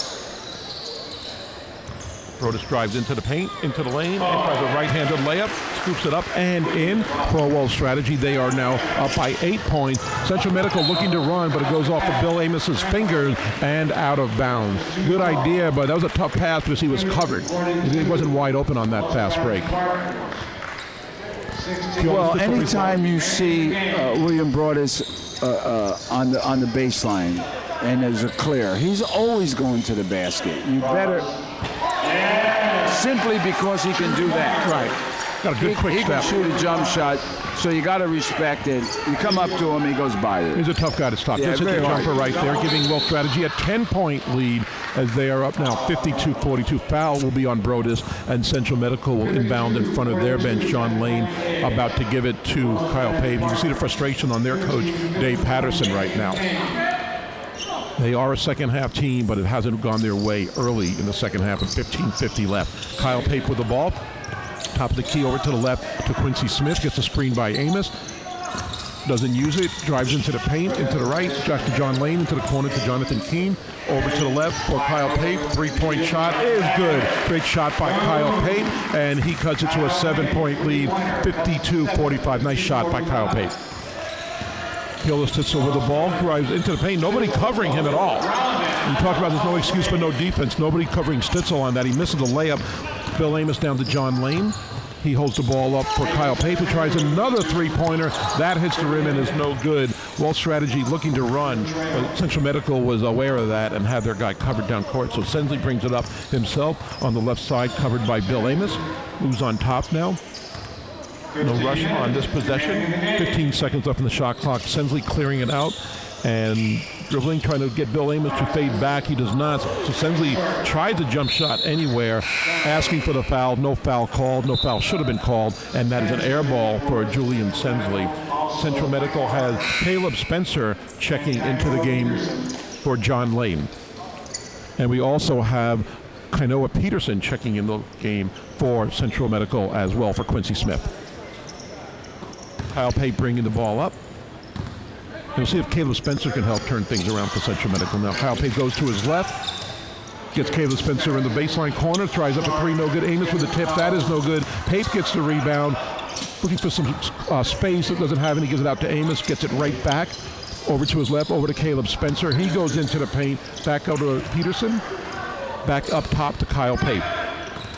Kyle Pate looking for the screen, drives through two guys, but the second guy, Quentin Leathers, knocks it away to Wally Coulibaly, who could not control the ball.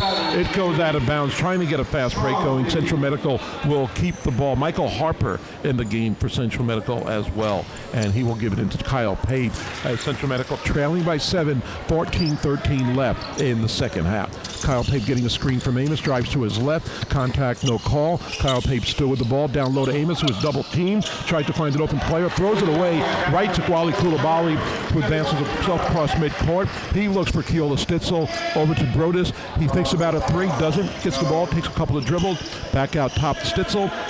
Covered by Michael Harper, gets Julian Sensley posted on the left block. Covered by Peterson, Bill Amos now on Sensley. There's a double somewhere.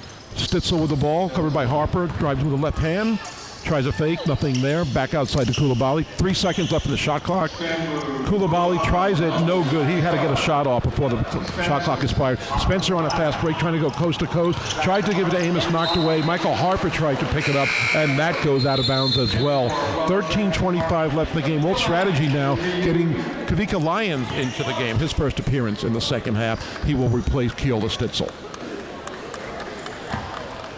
Inbounding the ball, J.R. Brodus with the ball for Wealth Strategy as they slowly take the ball past midcourt. 7-point lead for Wealth Strategy Partners. 13-16 left in the second half. Covered by Caleb Spencer.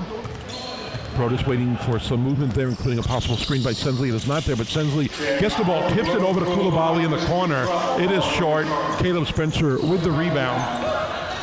Double teamed and the ball is lost to Quentin Leathers, who gets the ball away from Spencer and goes in for the dunk. There's a double team right after a rebound, and Spencer had no help on that. Well, that's the second or third time Wally Coulibaly this game has knocked the ball out of an offensive player's hand, and it's led to a basket. He seems to be... As Amos gets an easy dunk. And that's what happens when you don't get weak side help. Gotta have it. Yeah. In front of him, he lobbed it, no weak side help, layup, every time. And you would think this is going to happen a couple of times where either somebody's going to be a little too slow to react for the weak side help, and that was one instance where it did happen. So Central Medical and Amos' dunk gets the basket. Sensley tries to fake, goes in for an easy layup, and Sensley gets the basket for Wealth Strategy Partner. 9-point lead. And if they're calling a delay of game warning after the basket, I guess Sensley kind of knocked it a little bit. Just a warning to Wealth Strategy, though the next time could be a technical foul. That was a pretty clever shot right there. Yes. And a very good dribble. This weight is very patient on that, which is what Julian Sensley, one of his many strengths. Central Medical with the ball, Bill Amos down low, double team as Kavika Lyons double team. But Michael Harper cuts into the paint, gets an easy layup. Smart move by Michael Harper, knowing that Amos was double team, and he cut to the basket, got open, got the layup. Central Medical closes it to 7-point as far as they trail to Wealth Strategy Partner. 11:50 left in the half. Sensley with the ball, to Amos covering him. Sensley between the legs, nothing there. Picks it back out, gives it to Quentin Leathers down low, covered by Michael Harper. Sensley gets the ball in the corner, and they're going to call a travel on Julian Sensley. Doesn't complain about that. It was a tough call, but Sensley does travel. Central Medical getting the ball back.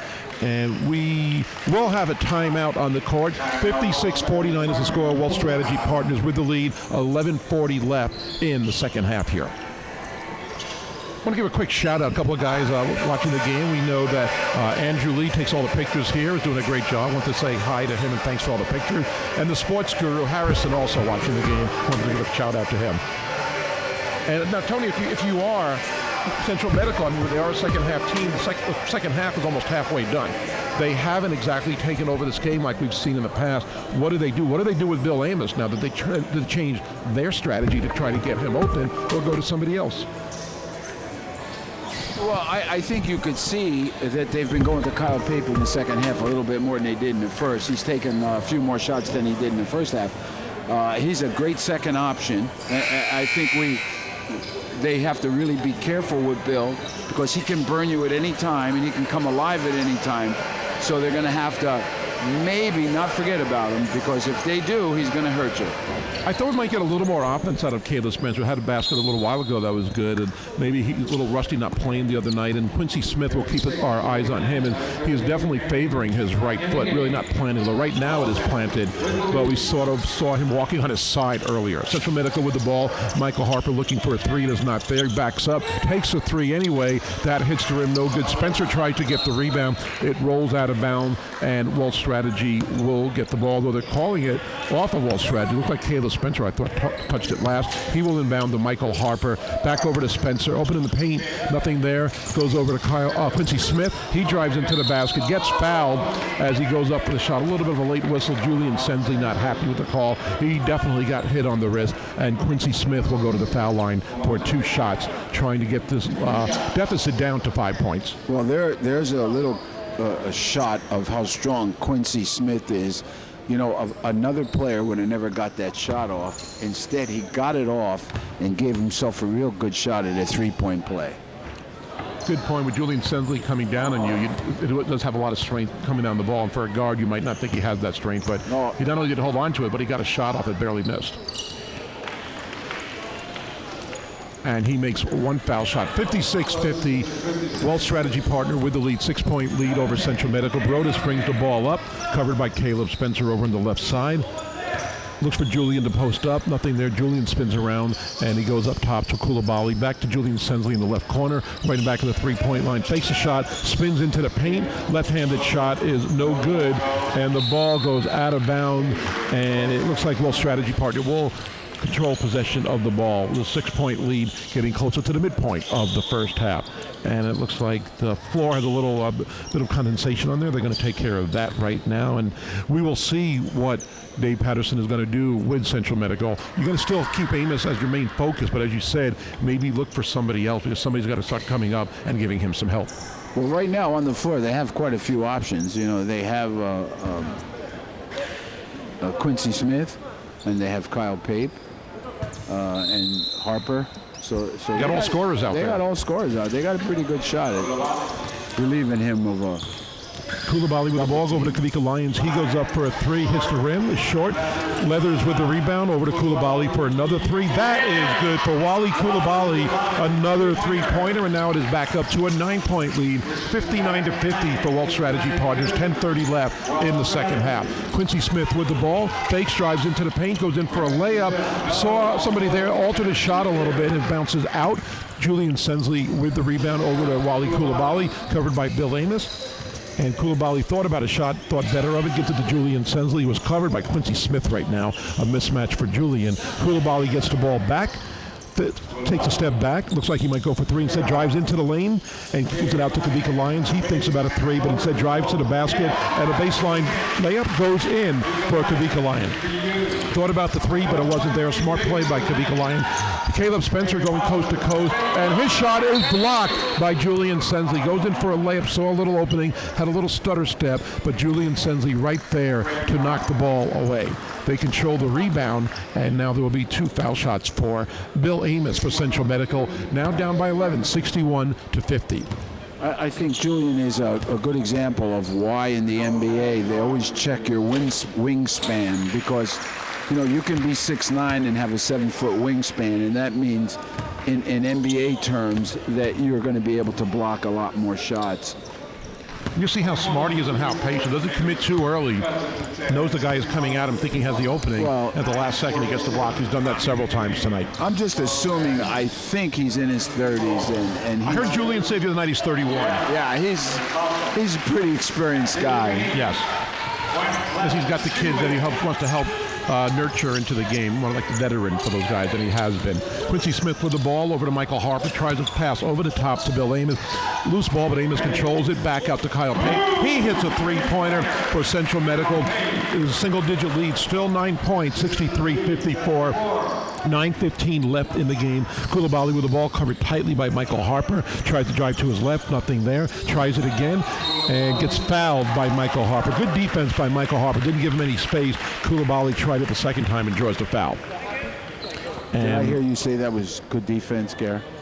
I would say so, would you? You finally say there's some defense. I'll just take that from you. I will say that was some defense. Okay, well. But what we're trying to do now is play good defense without fouling or without giving up a shot. So let's see what happens. And that saved him a point, so it was good defense. Right, and it was he just barely got the shot off to force a two-shot foul for Wally Coulibaly. But I thought Michael Harper was playing him tough and really wasn't giving him any room. But Coulibaly got the quick step the second time and got into the left and got a little bit of space and then gets fouled, going for the second free throw now.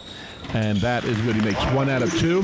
Well strategy with a 10-point lead, 64-54. Michael Harper getting the ball, saves it from out of bounds. A cutting John Lane to the basket. He makes it for Central Medical. They get it down to 8-point lead. Smart move by Harper to save the ball, and then he sees John Lane cutting to the basket. Uncontested layup for John Lane. Sensley with the ball, covered by Kyle Pate.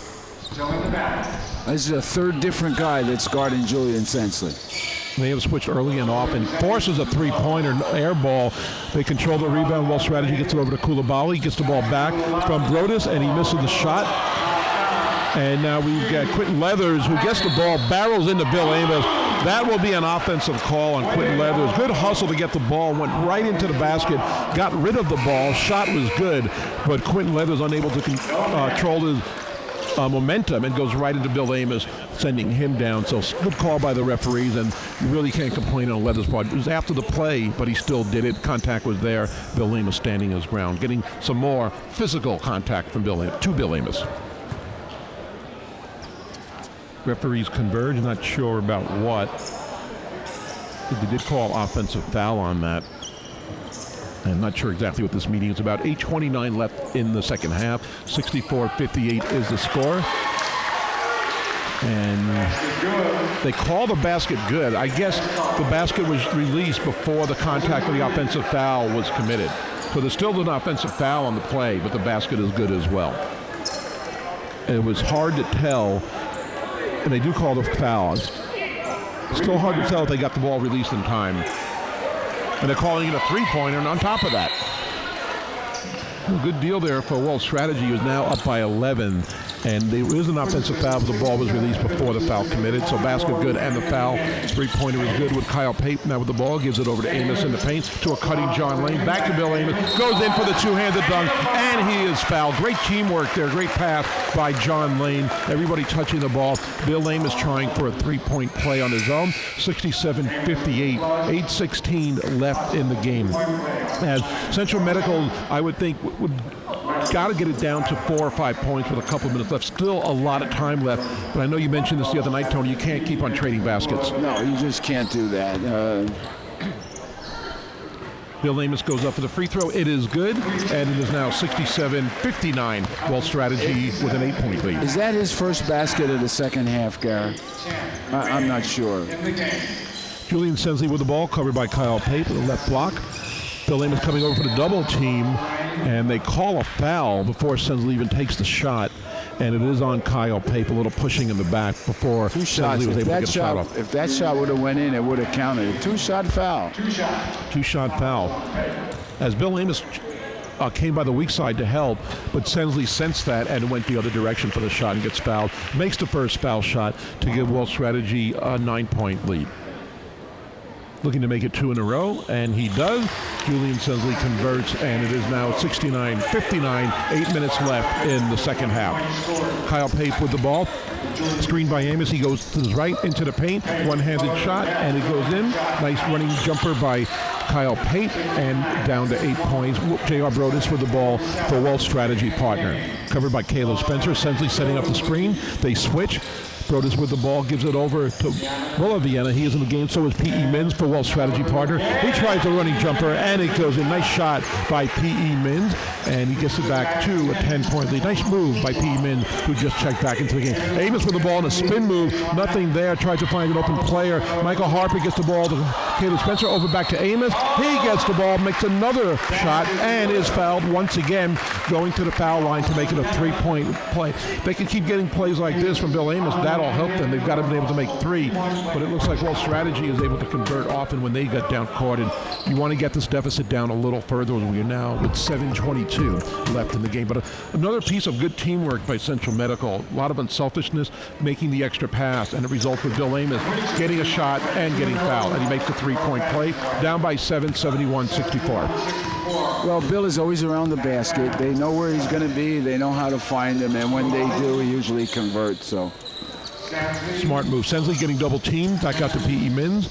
They will look for Sensley again. Bill Amos looks for the double team early on that. Sensley with the ball, single coverage there. Michael Harper trying to defend. Sensley with a 3-pointer. We've seen Julian Sensley do this often, where he gets a couple of shots and he gets on a personal run, which is what we have seen basically in this whole game, but more so in the last few minutes.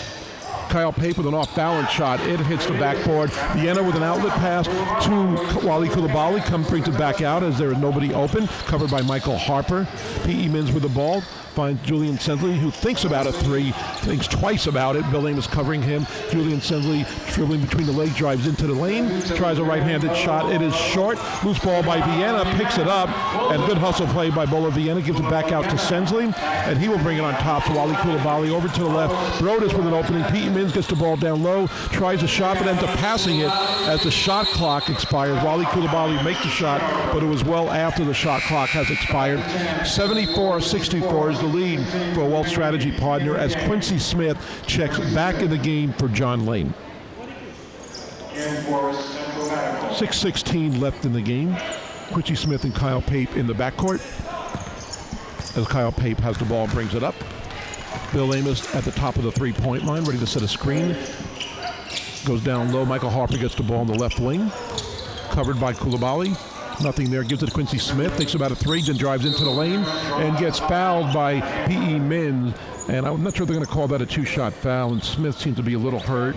I'm not sure if he got hit in the nose or the eye area, but he seems to be squinting a little bit there. We'll hope that he is okay as he will get ready to shoot 2 free throws as he went up for the layup and was fouled by Mins. Well, he's a very aggressive offensive player, so I don't think that's anything new to him. He gets bumped and pushed and shoved because he does go to the basket every time he gets the ball. So I think it's just something he's used to. Like the smart play, and not only by Quincy Smith, but several others as well. But it looks like they can go up for the 3 and see players will just take the shot because it's there, but he thought better of it, saw a little opening and drives into the basket and draws the foul. He's done that several times tonight.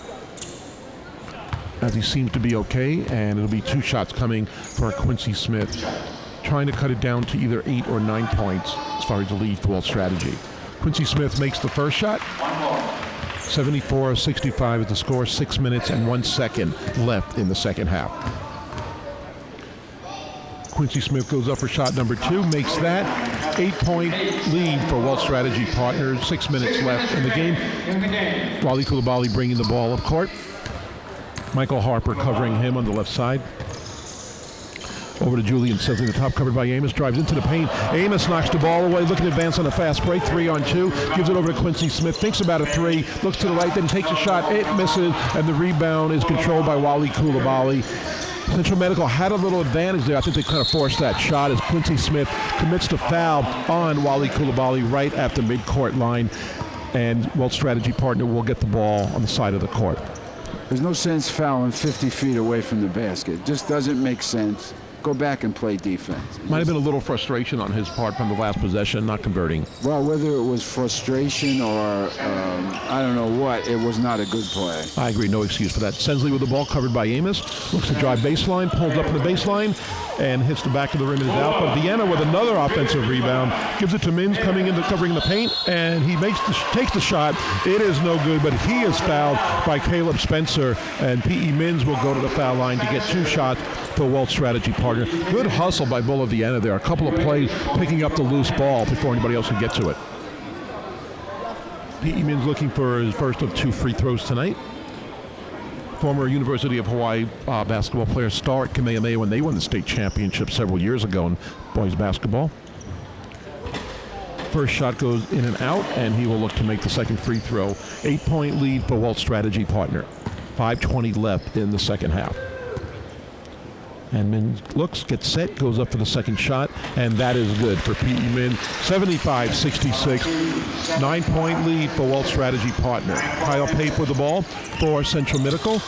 Amos with the screen. Now we got a mismatch on defense. Sensley covering Pape. Caleb Spencer gets the ball over to Pape, over the top pass to Bill Amos. He is double teamed and fouled by Vienna as he goes up for the shot. Smart play by Vienna. Bill Amos was going to get the easy basket, and now you're going to make him work the 2 free throws and also let him know that somebody's always there when he's going up for that shot, getting him maybe a little worn down with all the bumps and hits that he is taking throughout the game. Yeah, he's working. That's for sure. He's working very hard this game. It seems to be having a little trouble, little pain in his shoulder. So we'll see how it affects these free throws. Yep, that was a tough one he missed. Now you could tell him favoring his shoulders. Definitely. We did get an exclusive from Bill Amos on the post game on Thursday that he will be leaving for Germany. In fact, this Tuesday he will be leaving to continue his professional career. Got that scoop right here on Olelo as Bill Amos misses the second foul shot, and timeout is called by Walt's strategy partner, and that's going to be tough for Central Medical. If you've got Bill Amos hurting and still holding his shoulder as he walks to the bench, that is trouble for Central Medical. 5:01 left in the second half. 9-point lead, 75-66 for Walt's strategy partner. And I would think Marco Johnson at some point real soon, he's going to tell his team, try to use the shot clock.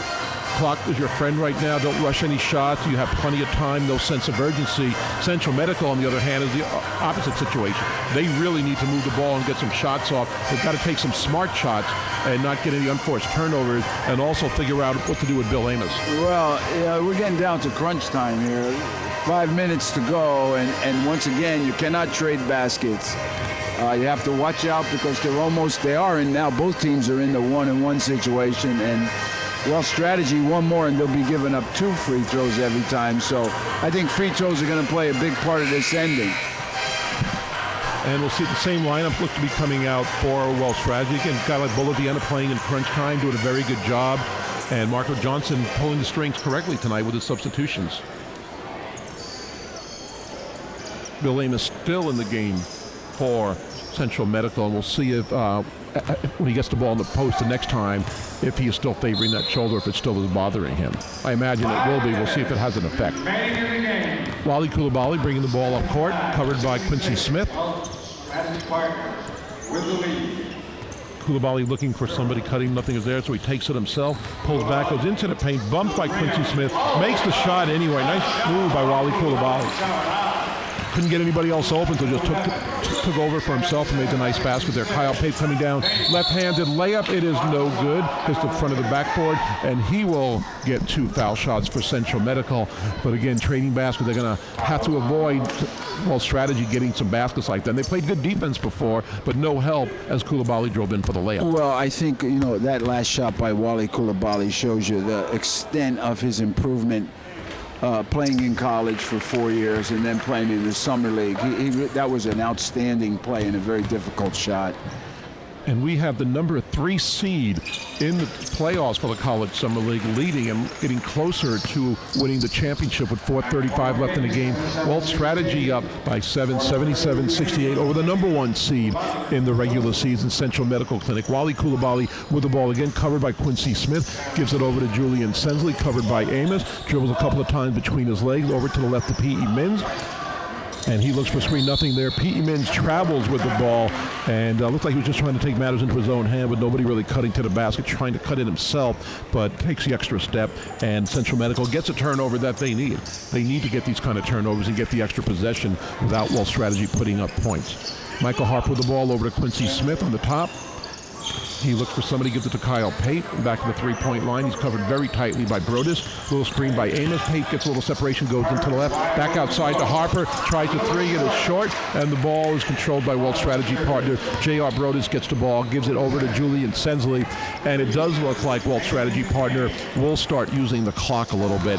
In no hurry, and it's a smart move on their part with 3:40 left in the game. Well, the reason it's a smart move is because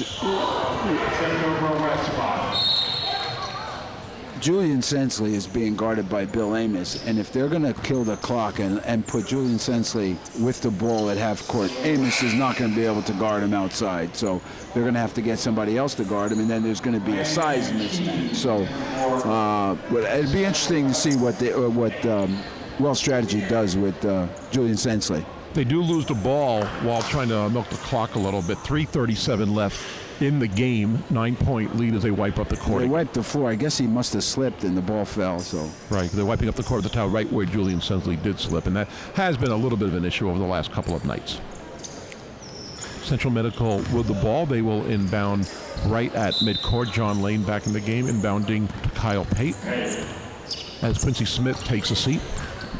Kyle Pate looking for the screen from Amos. It is there. He drives into the right, out all to the right corner for Caleb Spencer. He hits the three-pointer. I was wondering where Caleb Spencer was, and there he is. Nice three-point shot by Caleb Spencer. 6-point lead. Now there's time left in the game. They've got a lot of time as Wolf Strategy calls the timeout.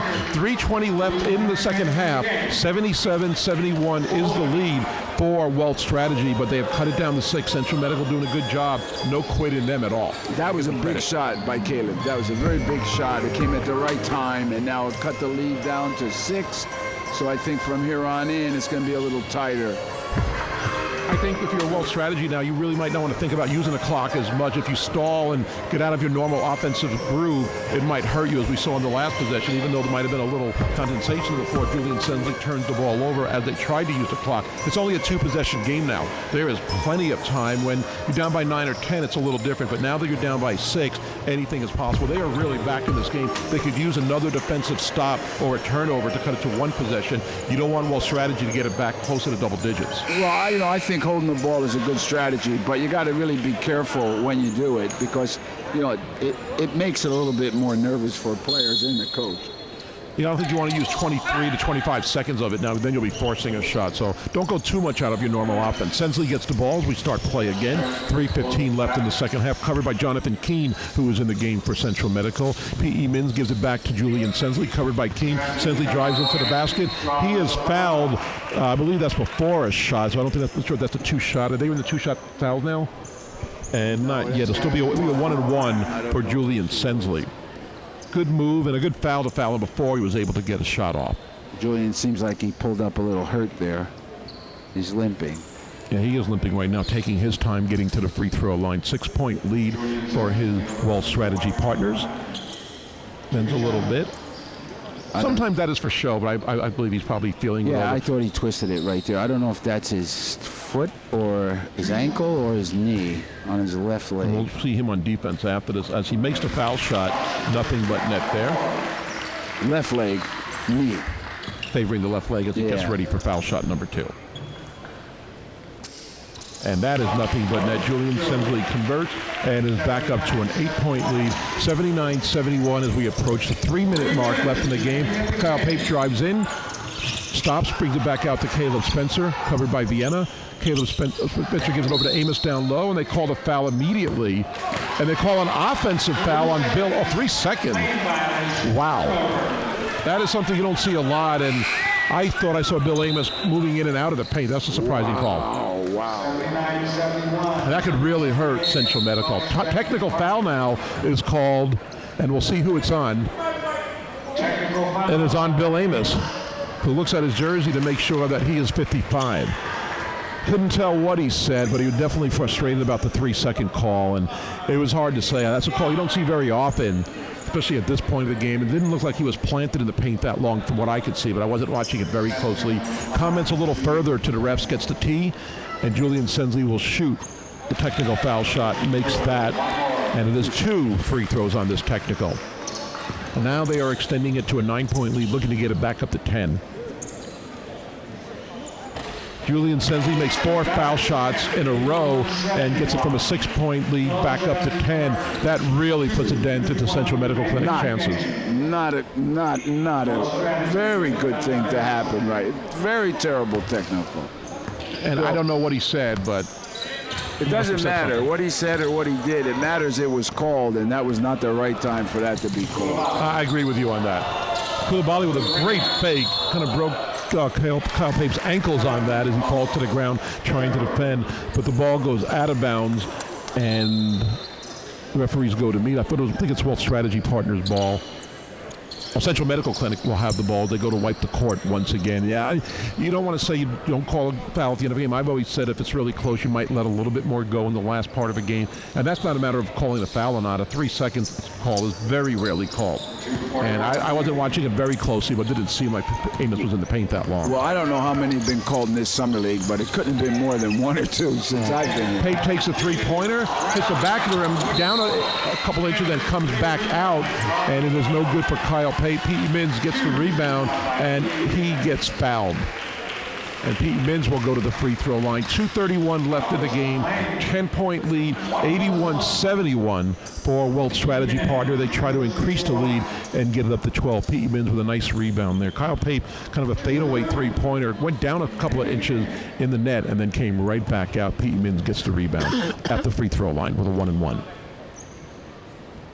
First shot is good, and he will look to make it 2 as an 11-point lead now for Wealth Strategy Partners. Too early to celebrate, but I think there may be a little bit of a relief on their part as they weather that storm when it got down to a 6-point lead. Mins misses the free throw. It is an 11-point lead with 2:26 left. Quincy Smith really wanted the ball, waving that he was left open down court. Nobody near him, but it is too late. He does get the ball, brings it back out to Caleb Spencer, back to Quincy Smith, who will try a 3. That is no good. Mins tries to control the rebound, knocks it to Vienna. He gets the ball, finds Wally Coulibaly again down court. Might have traveled there. It is not called. J.R. Brodus has the ball, and he's looking to just run around for a few seconds to kill some clock. But he loses it to Bill Amos. Caleb Spencer gets the outlet, but he loses it out of bounds. Both teams pressing just a little bit here. Central Medical getting the turnover, but unable to convert as they throw the ball out of bounds. 2 minutes and 1 second left in the game. 11-point lead, 82-71, as there will be a timeout called by Dave Patterson in Central Medical Clinic. And they've got to come up with some kind of a miracle now to get back in this game, Tony. And I don't know what else you can do right now. I mean, you got to defend and not let them score. And I don't think you're going to foul them intentionally now because you've got an 11-point deficit. You don't do that in this point either. Well, and then every shot is a 2-shot free throw. Every foul is a 2-shot free throw. So their back is up against the wall, and they simply just have to play great defense and score. However, it's really hard to play great defense at the end of a game because you're not really at your peak performance strength-wise. Right. So it seems like in an offensive league, you have to be really careful because you can give up a lot of things you don't want to give up in a time like this. We saw the other night where Clark Hatch Fitness only scored 67, the lowest of any team during this course of the league. Right now we're at 82-71. Are you surprised it's a low-scoring game somewhat, this championship game? Kyle Pape gets the ball for Central Medical. Less than 2 minutes left. Drives to the basket. Looks for the foul. Gets that. Unable to convert the basket. And will go to the line for 2 foul shots. If I'm Wealth Strategy at that point, I'll let him go in. You don't want to give him a 3-point play. You've got this game won. Don't foul under any circumstance. If they get a shot, they make it, but don't give them an extra free throw on top of that. It works out this time, though, because he does not make the basket. Had the choice to get 2 points with his free throws. Kyle Pape at the line. And he makes the first foul shot, making it a 10-point deficit. After the game, Tony and I will wrap it up on the trophy presentation, also interview the winning coach and the MVP of this game. Kyle Pape misses the second foul shot. Mins battles for the rebound. It goes out of bounds, and Central Medical will keep the ball down by 10. John Lane looking to inbound. And he looks for Quincy Smith. He is covered. Gets it to Amos in the corner. He's going to try a 3. And Bill Amos does not convert. Hits the brim and the back top of the backboard. Coulibaly with the ball. Double team. And I'm not sure what that call was. Not a foul. No, he touched the ball out of bounds. The player was out of bounds for Central Medical, trying to get the ball away from Coulibaly. Coulibaly will inbound.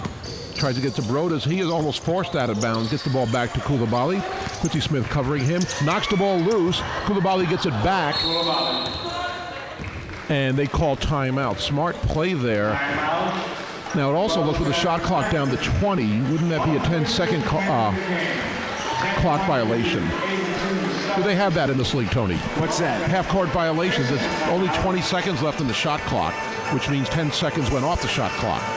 I thought that might have been a half-court violation or backcourt violation. A backcourt violation, yeah. And well, they have not called that, so maybe they missed that, or maybe because the ball got knocked away, they started over. It looks like that could have been a violation, though. Well, the other surprising thing was they called a 3-second violation against Bill Amos, Right. who then complained and got a technical, and that was a big turning point in the game.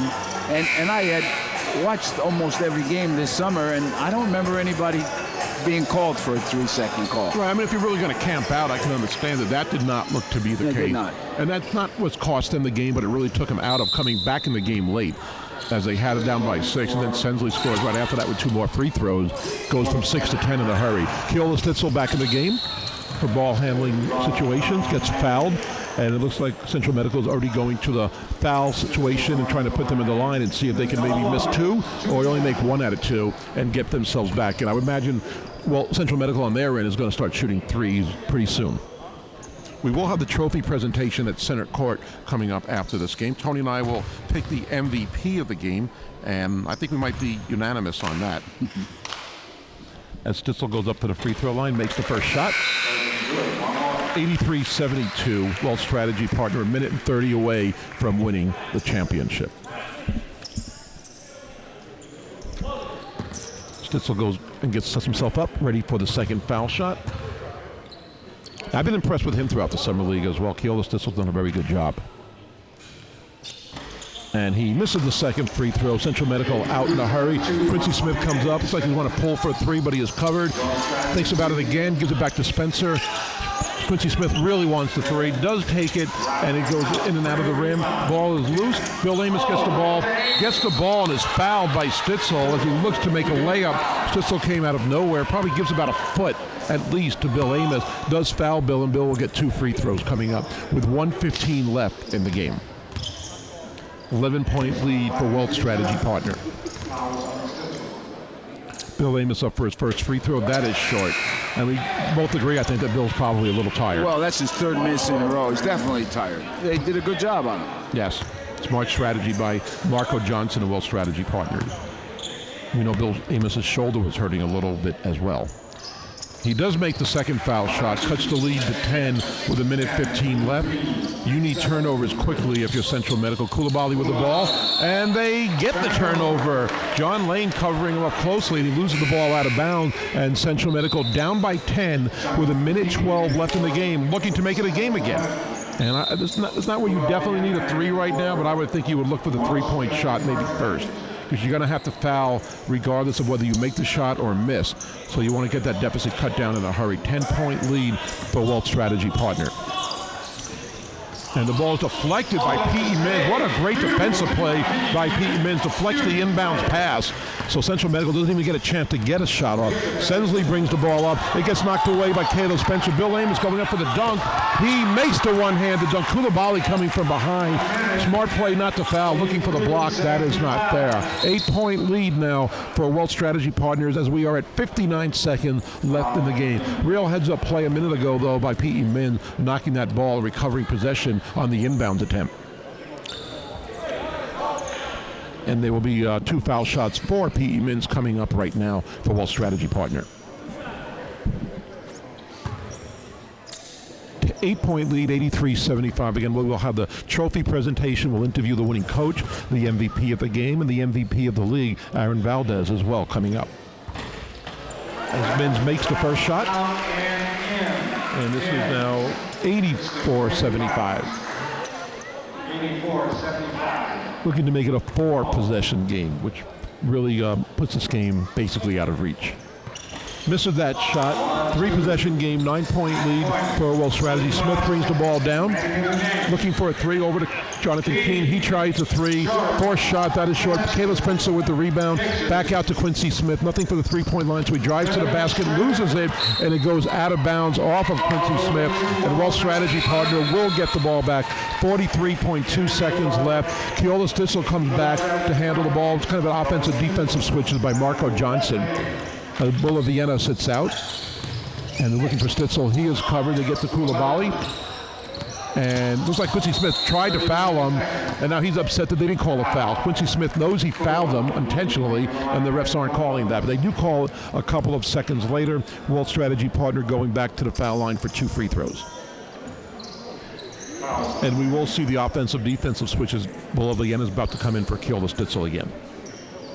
Check that at Quincy Smith. 39.4 seconds left in the game. Coulibaly at the line makes the first foul shot. 10-point lead, 85-75. Walsh strategy partner about to win the championship of the College Summer Leagues here at Clarence T.C. Ching Gymnasium at Maryknoll School. Coulibaly goes up for the second shot and misses that one. Caleb Spencer with the ball over to Quincy Smith. Looks for Michael Harper, who's looking for the three, but he's covered by Mins. Bill Amos for a three. He will take that, and that is good from Bill Amos. Timeout quickly called by Dave Patterson for Central Medical. It is a 7-point lead. 30.2 seconds left. You got to go for a quick steal for Central Medical, and after 3 or 4 seconds, if you don't get the ball back, you've got to foul right away. Absolutely, and they keep missing the second free throw. And once again, I don't know how many times I've said this. You're in the 3rd grade, 4th grade, 5th grade, and every single coach that you've ever played for, I don't care how old you are, keeps saying the same thing. Make your free throws. The most important part of the basketball game. Make your free throws. And I had a discussion with another announcer, and he said, what's the most important part of the game? There's no question. The last 2 minutes are the most important part of the game. You have to make your free throws at that time, and I think it's very important. I think that's overlooked. You can miss a free throw at the beginning of the game, and some people think it's not important, but they all add up. You've got to make them all. Can make such a difference, and I don't think there's any excuse for anybody, especially in the collegiate or NBA level, to shoot below 75-80%. I agree. That might be too high for some people, but you can practice it. You can increase your percentage, even if you're a big guy. I totally agree with you on that. As well, strategy partners inbounds the ball. Bill Amos does foul J.R. Brodus, who will go to the foul line for 2 shots. 27.8 seconds left in the game, and Walsh strategy partner, they haven't started to celebrate, but I think they can. This game, I think you would need to make the one free throw to put it out of reach with a 7-point lead, but it's going to be awfully difficult for Central Medical to come back. And if Brodus even misses 2, you're still down by 7 with 30 seconds left. He goes up for the first foul shot. That is good. It is 86-78 as you get the switch for Walsh strategy partner. Stitzel takes a seat, and Boliviana comes in for Walsh strategy partner for defensive purposes. Brodus up for the second shot. Another missed second free throw. Kyle Pape brings the ball down. Somebody's got to shoot a 3, and it will be Kyle Pape. And that is out. Caleb Spencer fighting for the rebound with Vienna. It was a loose ball. Caleb Spencer gets it, gives it over to Bill Amos, looking for a 3. And Michael Harper gets the ball. He will try a 3, but he is covered. Quincy Smith looking for a 3. He is covered. Tries it anyway. Hits the rim. And now with 5 seconds left, P.E. Mins is fouled. And that will just about do it for Walsh strategy partner as their fans start to cheer. Wally Coulibaly and J.R. Brodus both with 19 points. Julian Sensley leads the Walsh strategy partners with 27 points. No surprise there. And he will be our most valuable player of the game. Without question, Julian played a great game offensively and rebounding-wise. And a couple of times he blocked some very crucial shots. Didn't even seem to get tired. We saw a couple of guys seem like they were getting worn down at the end, and that was not the case for Julian. Quincy Smith takes off his right shoe and socks already with 5 seconds left in the game. He is still in the game, but this game is all and over. He makes the second free throw. 10-point lead, 88-78, as Kyle Pape will just dribble out the last couple of seconds, try the shot at midcourt, hits the rim, and that is it. We have got the champions from the Summer League here at Clarence T.C. Ching Gymnasium. 88-78 is the score, and that is it. We will have the trophy presentation coming up in just a few minutes as Tony Solito gets a chance to handle the trophy. Again, Julian Sensley with 27 points, and he leads Walsh strategy partners. J.R. Brodus with 20 after the free throw. Wally Coulibaly with 19 points for a Walsh strategy partner. Well-played game. Looks like Central Medical and especially Bill Amos got a little worn down at the end. Kyle Pape leads Walsh Central Medical Clinic, 23 points. Bill Amos, 21 points, 7 rebounds. Quincy Smith with 20 points. Kyle Pape with also six rebounds as well. As we are getting ready for the trophy presentation, the crowd starts to file out. We will have some interviews coming up here. We're going to talk to the winning coach, the MVP of the game, Julian Sensley, and the MVP of the league coming up a little bit later as well. So we've got a lot to look forward to. Great game to watch, Tony, an exciting game, and didn't come down to the last minute. I thought both teams played well, but Walsh strategy partner was clearly the better team. We will have a trophy presentation And we will get ready for the trophy presentation coming up in about 2 minutes here. And again, the scoring total, Julian Sensley leads all scorers with 27 points. He is our MVP of the game. He will join us in just a little bit. And J.R. Brodus with 20, Wally Koulibaly with 19 points. For Wealth Strategy Partner, P.E. Mims comes in with 9 points, most of those late, some key baskets down the stretch. Kavika Lyons with 8 points. Keola Stitzel just gets to 1 free throw. Quentin Leathers with 4.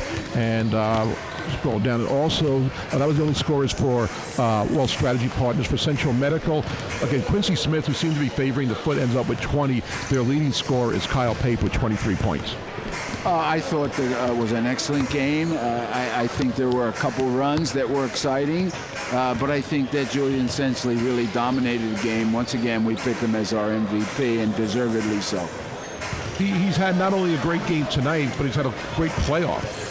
He scored 61 points in the first 2 games and ends up with 27 tonight. 88 points over 3 games in crunch time. This is the 3rd seed in the league. They were not predicted or expected to win, yet they come out on top in all 3 playoff games. Well, the other thing I think that's really significant is that Marco Johnson missed a couple games and they lost, and every single game that he has coached, they've won. So I think he's done a terrific job over the summer with this team, and you know, his experience in coaching varsity and JV basketball has really helped him out a lot. And of course, he played under you at HBU as well, so I'm sure that comes in handy as well. Well, I don't know. It just makes me feel good. I think he did an excellent job. He's a grown man now, so a lot of the credit goes to him, not me. I do give him credit for that the job. And we're going to go to the trophy presentation in just a second, and we're going to get ready for that. Just a second here. We'll get back in just a few minutes with us as we will talk to some of the players. Again, the winning coach, MVP Julian Sensley, and the MVP of the league, Aaron Valdez, will join us in just a few minutes as well.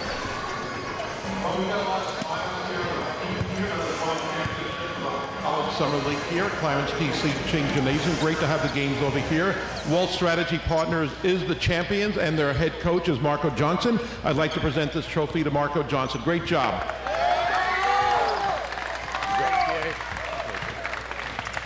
You want to say anything? Hey, I know I'm a little hard to deal with, but I would like to thank everyone on the team and everyone who's affiliated with the team and everybody that cheered for us. So thanks a lot. All right, congratulations to both teams. Central Medical Clinic put up a great fight. They were the #1 seed, had a great performance as well. So our hats off to them. And of course, Wealth Strategy Partners is this year's champion for the College Summer League. Great job there. And we will have some interviews coming up on Olelo in a few minutes, but I want to congratulate them for winning the trophy for this championship. Well deserved, well earned. Congratulations.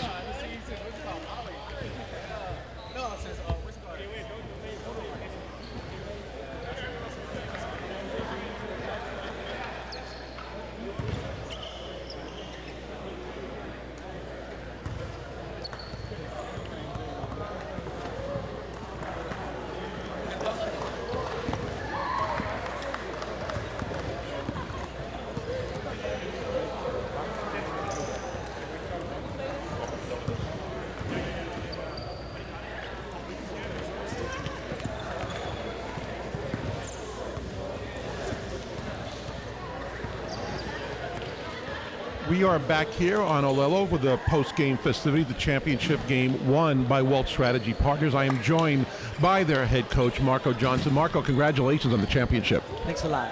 Have you won championships in this league? I know you've been coaching this league for a while.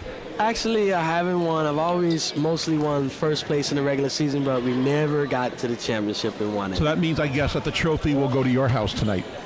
Nah, we're going to send it to Wealth Strategies. They've been very supportive. And we're just going to celebrate. You can do it like the Stanley Cup. Everybody gets it for a night. Maybe share it that way. Now, before the game, I know we talked to you, and even Tony and I were wondering what the defensive strategy would be against Bill Amos. You guys fronted him early, really made him work for the shots. That turned out to be the proper strategy. It really slowed him down, made him work for his shot tonight. How much of an effort was that from your guys to have the double team and to front him so much? Yeah, Bill Amos, I want to say he's a great, great player. He's very, very good. And I've seen him play a lot, and I played with him a lot, back when I was still playing. So I know his game, so I know what we needed to do. We just need to try to help out as best as we can. Hopefully we don't make any silly fouls and make him work for the baskets that he did get. We was able to wear him down a little bit, and it seemed to work. Before the game we were talking, I'm not sure how aware you are of this, but I'm sure you've seen so many games that Central Medical Clinic has been a second half team. They have trailed at halftime like Thursday night, come back and win the game. Did you talk about that at halftime as far as what they might do in the second half to get back in the game? Yeah, we wanted to make Kyle and Bill work for everything that they got. We wanted to slow the pace down to our pace. They're really athletic. They have some quick guys on our team, so we wanted to slow it down, play help defense, and make them work to get back into the basketball game. I think it also helps for your team when you've got a guy like Julian Sensley, who has scored 88 points in the 3 playoff game. You got a guy like that, and he was clicking on all cylinders. Even down the stretch where some guys might have been a little worn down, he seemed to be at full strength. Yeah, Julian has been a pleasure to coach. He's really been getting better each game. He was coming off an injury earlier in the summer, and he's gotten better and rehabbed. And yeah, he's just been a pleasure to coach, and he's like a coach out there on the floor, so it makes my job a little bit easier. When you got a guy like Julian on the team, are you giving him instructions? You're the head coach, but is there anything that you need to tell him throughout a game? Well, I just tell him sometimes, pick your spots. I let him do pretty much what he needs to do. He's very intelligent, and he can figure out the mismatches and everything. But sometimes I do have to tell him when to get on the block, or when the other guy might have 3 fouls or something like that. But other than that, Julian's been fine. He's really a pro, so I don't have to talk to him as much as I do the younger guys. Another player I've been very impressed with throughout the summer, and again tonight, Wally Coulibaly, Chaminade basketball player. Just a real smart player, real strong offensively, strong defensively. Tell us about his role in the team. I'm not sure if a lot of people are as familiar with his name, but if you watch during the summer, you're now familiar with his game. Wally is a very, very good player. He's very underrated, and people underestimate his skills. He's a very good shooter. He's kind of stronger than what he appears to be, and he's a very good defender. So Wally's been good too. He's experienced as well. In the beginning of the game, we were wondering if maybe both teams might have been a little nervous. Do you think that might have been the case at all tonight? Yeah, I think they had a bigger crowd than we do in the Summer League Championship games. We're in a nice, very, very, very nice venue here at Marino. It's got a little bit louder than what we're used to. So it had the atmosphere of a real college basketball game. So a lot of our guys and the other team as well wanted to get the jitters out at the beginning of the game, but the second half they really picked it up. Near the end of the game, I think it was about 4 or 5 minutes left, Central Medical cut it down to 6 points. You guys had about a 9, 10, 11-point lead through most of the second half, but they got it to within 6. What was your strategy then? Well, I just wanted our guys to make our fouls mean something and make our possessions mean something as well. When they were coming back, I just called a timeout and let them know we have this game if we want it, and it all comes down to the next couple possessions on the defensive end, and our guys responded. Well, you guys had a great job, not only tonight, but throughout the season. It was a fun season to watch. We're kind of sad it's over in a little bit, but we also have school starting, so regular college basketball will be starting, but it's been a fun summer league. Just want to congratulate you again on a well-coached job and a great performance by your team. Congratulations. Enjoy Thanks a lot, Gary. I appreciate it. All right, there's Marco Johnson joining us here, the coach of the winning team, Wealth Strategy Partners, and we are going to be joined in just a second by the MVP of tonight's game, and Julian Sensley will be joining us in just a second. We'll get his take on tonight's game. We'll also have another interview after that with the player of the league throughout the season here, and that is Aaron Valdez. We expect to get him in just a few minutes. So we're going to get Julian set up here, talking to some of his younger fans, and we'll get him set up in just a second. Exciting game, and I don't think there was any doubt that Julian Sensley deserved to be the MVP of this game. Had a great season, great performance, and played professionally in Korea last year. We'll see what's next for him. Great star with great memories from the University of Hawaii and Kalaheo High School with Julian Sensley. We'll get him set up right now and talk to him about his take for tonight's game. Julian, congratulations. I appreciate it. Great performance. Thanks. How many championships have you won? This would be my second in it seems like 30 years. But it was my second one, I think, in the last 10 years maybe. So it's been a while, so it's got to feel pretty good for you. And it was early in the 10. It was like my first year at UH, I think. I won one with Artie Wilson's team. And then I think I went to the finals twice after that and lost to both to Artie. So. You seem to have been in a groove. Not only, you play the style we always expect to see from you, but in these playoff games, you ended up with 88 points total in 3 games, 27 tonight. You seem to never get away from your game. I mean, you did what you always do, whether it's shooting from the outside, taking it to the hole, but never seemed to lose your confidence or your focus. Yeah, I mean, that's just, that's part of being a pro. You kind of learn that early on from, I was very fortunate, younger guys, you know, when I was a younger guy coming up in the pro ranks, you know, I had a lot of good veterans that kind of taught me how to be composed, because I was actually talking to my mom about it the other day. Had this been the old me, I probably would have panicked and start forcing bad shots. But, you know, I stay composed, and, you know, I believe in my teammates, you know, and I think the key to championships is everybody's got to believe in each other. So, you know, J.R. Brodus came up big for us, Wally came up big for us, and, you know, we were able to make good plays down the stretch.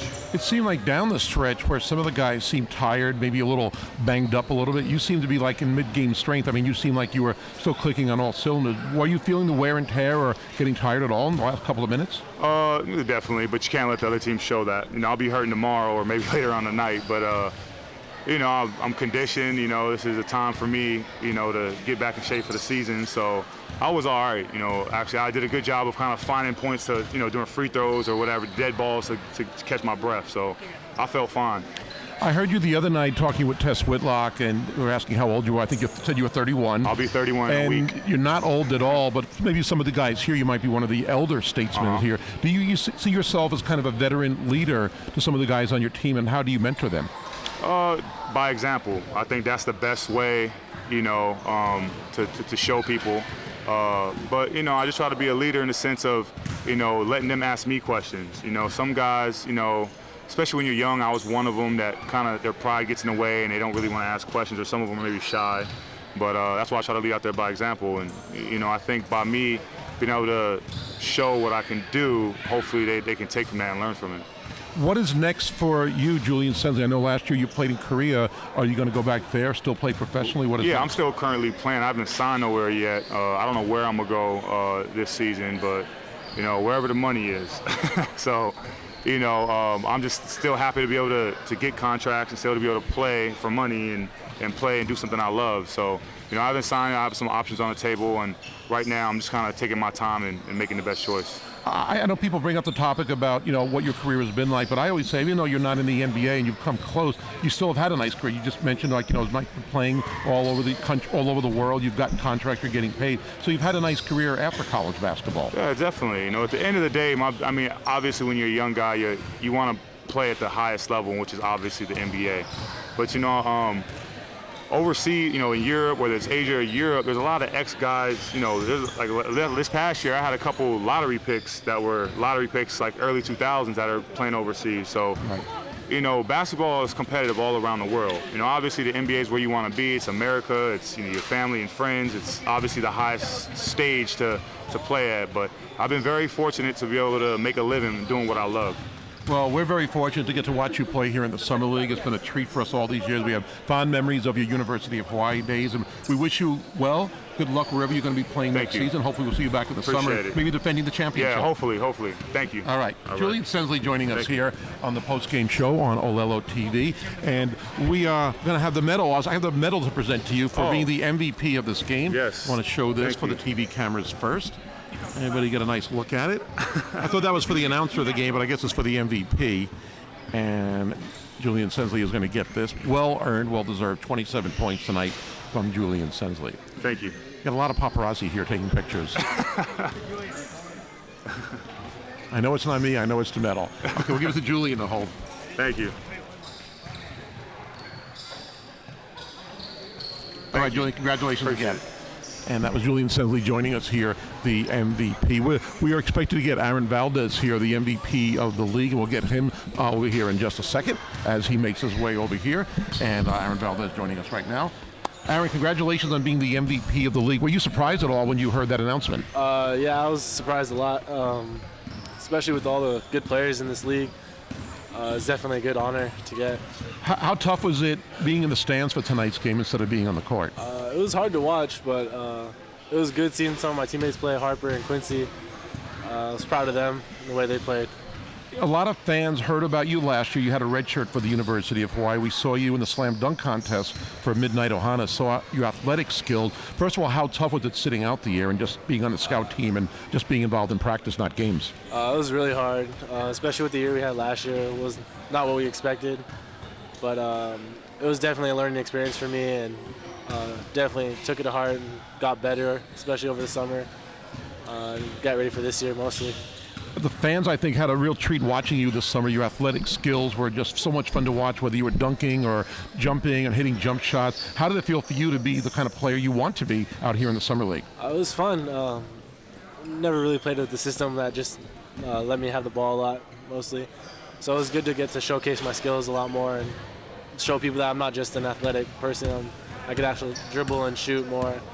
And still showing me a lot that I had to work on still coming up for the year. I think a lot of fans are also happy anticipating the season for the University of Hawaii because of guys like you, Keith Schamberger, Quincy Smith. I think you guys have developed chemistry. We can see the friendships on the court and just a level of play. What do you think about this year's team for the University of Hawaii? I think we're going to be really good. We're definitely going to be contenders this year. This is definitely one of the closest groups I've ever been with, especially with basketball. So we're going to have a good team. It's going to be fun to watch and fun to play with them. Well, it was a lot of fun watching you in the Summer League. A lot of fans were upset you weren't going further in the playoffs. We could see your athleticism on the court, but we did see it all summer long, and that was great to see. Want to congratulate you again on being the Player of the Year for this Summer League. Congratulations on that. Thank you. Congratulations on a great summer, and we'll see you in a few months for the University of Hawaii. Thank you. All right, that was Aaron Valdez joining us here on Olelo, the MVP, and we've got a medal for Aaron as well. I don't know where it is. Aha, I do have it here. And Aaron's got two medals. He's got a medal there and a medal here, and I will let him hold it and let everybody get a nice picture of that for the MVP of this season here. And he's got a couple of medals there. So well earned. It was great to watch him play in the Summer League. So many talented athletes out here. It was a lot of fun to watch. I know the fans had a great time. And Aaron's giving me a medal. That's really nice of him. Well, I got a medal too. I'm not sure if I'll be able to keep it, but thank you, Aaron, for that. Appreciate everybody joining us. I want to give a quick shout out to everybody from Olelo TV for doing a great job running the broadcast over this week. Jonathan Wong, Richard Lee, Robbie Omora, Scott Wong, Peterson Rosario, Matt Davis, Leanne Freitas, Frank the Tank Calvi, Randy Gomison, I believe I got that right, Jack Bates, Greg Davis, and Neil Rivera doing a great job here on Olelo. Been a lot of fun broadcasting these games. Hope you had a great time watching all the playoff games here on Olelo. We are at the Clarence T.C. Ching Gymnasium at Maryknoll School. Want to thank them for all their cooperation and help. And exciting playoffs. Again, the grand prize goes to Wealth Strategy Partners. They are the champions of this college summer league here at Maryknoll School. Congratulations to them. Have a great night, everybody.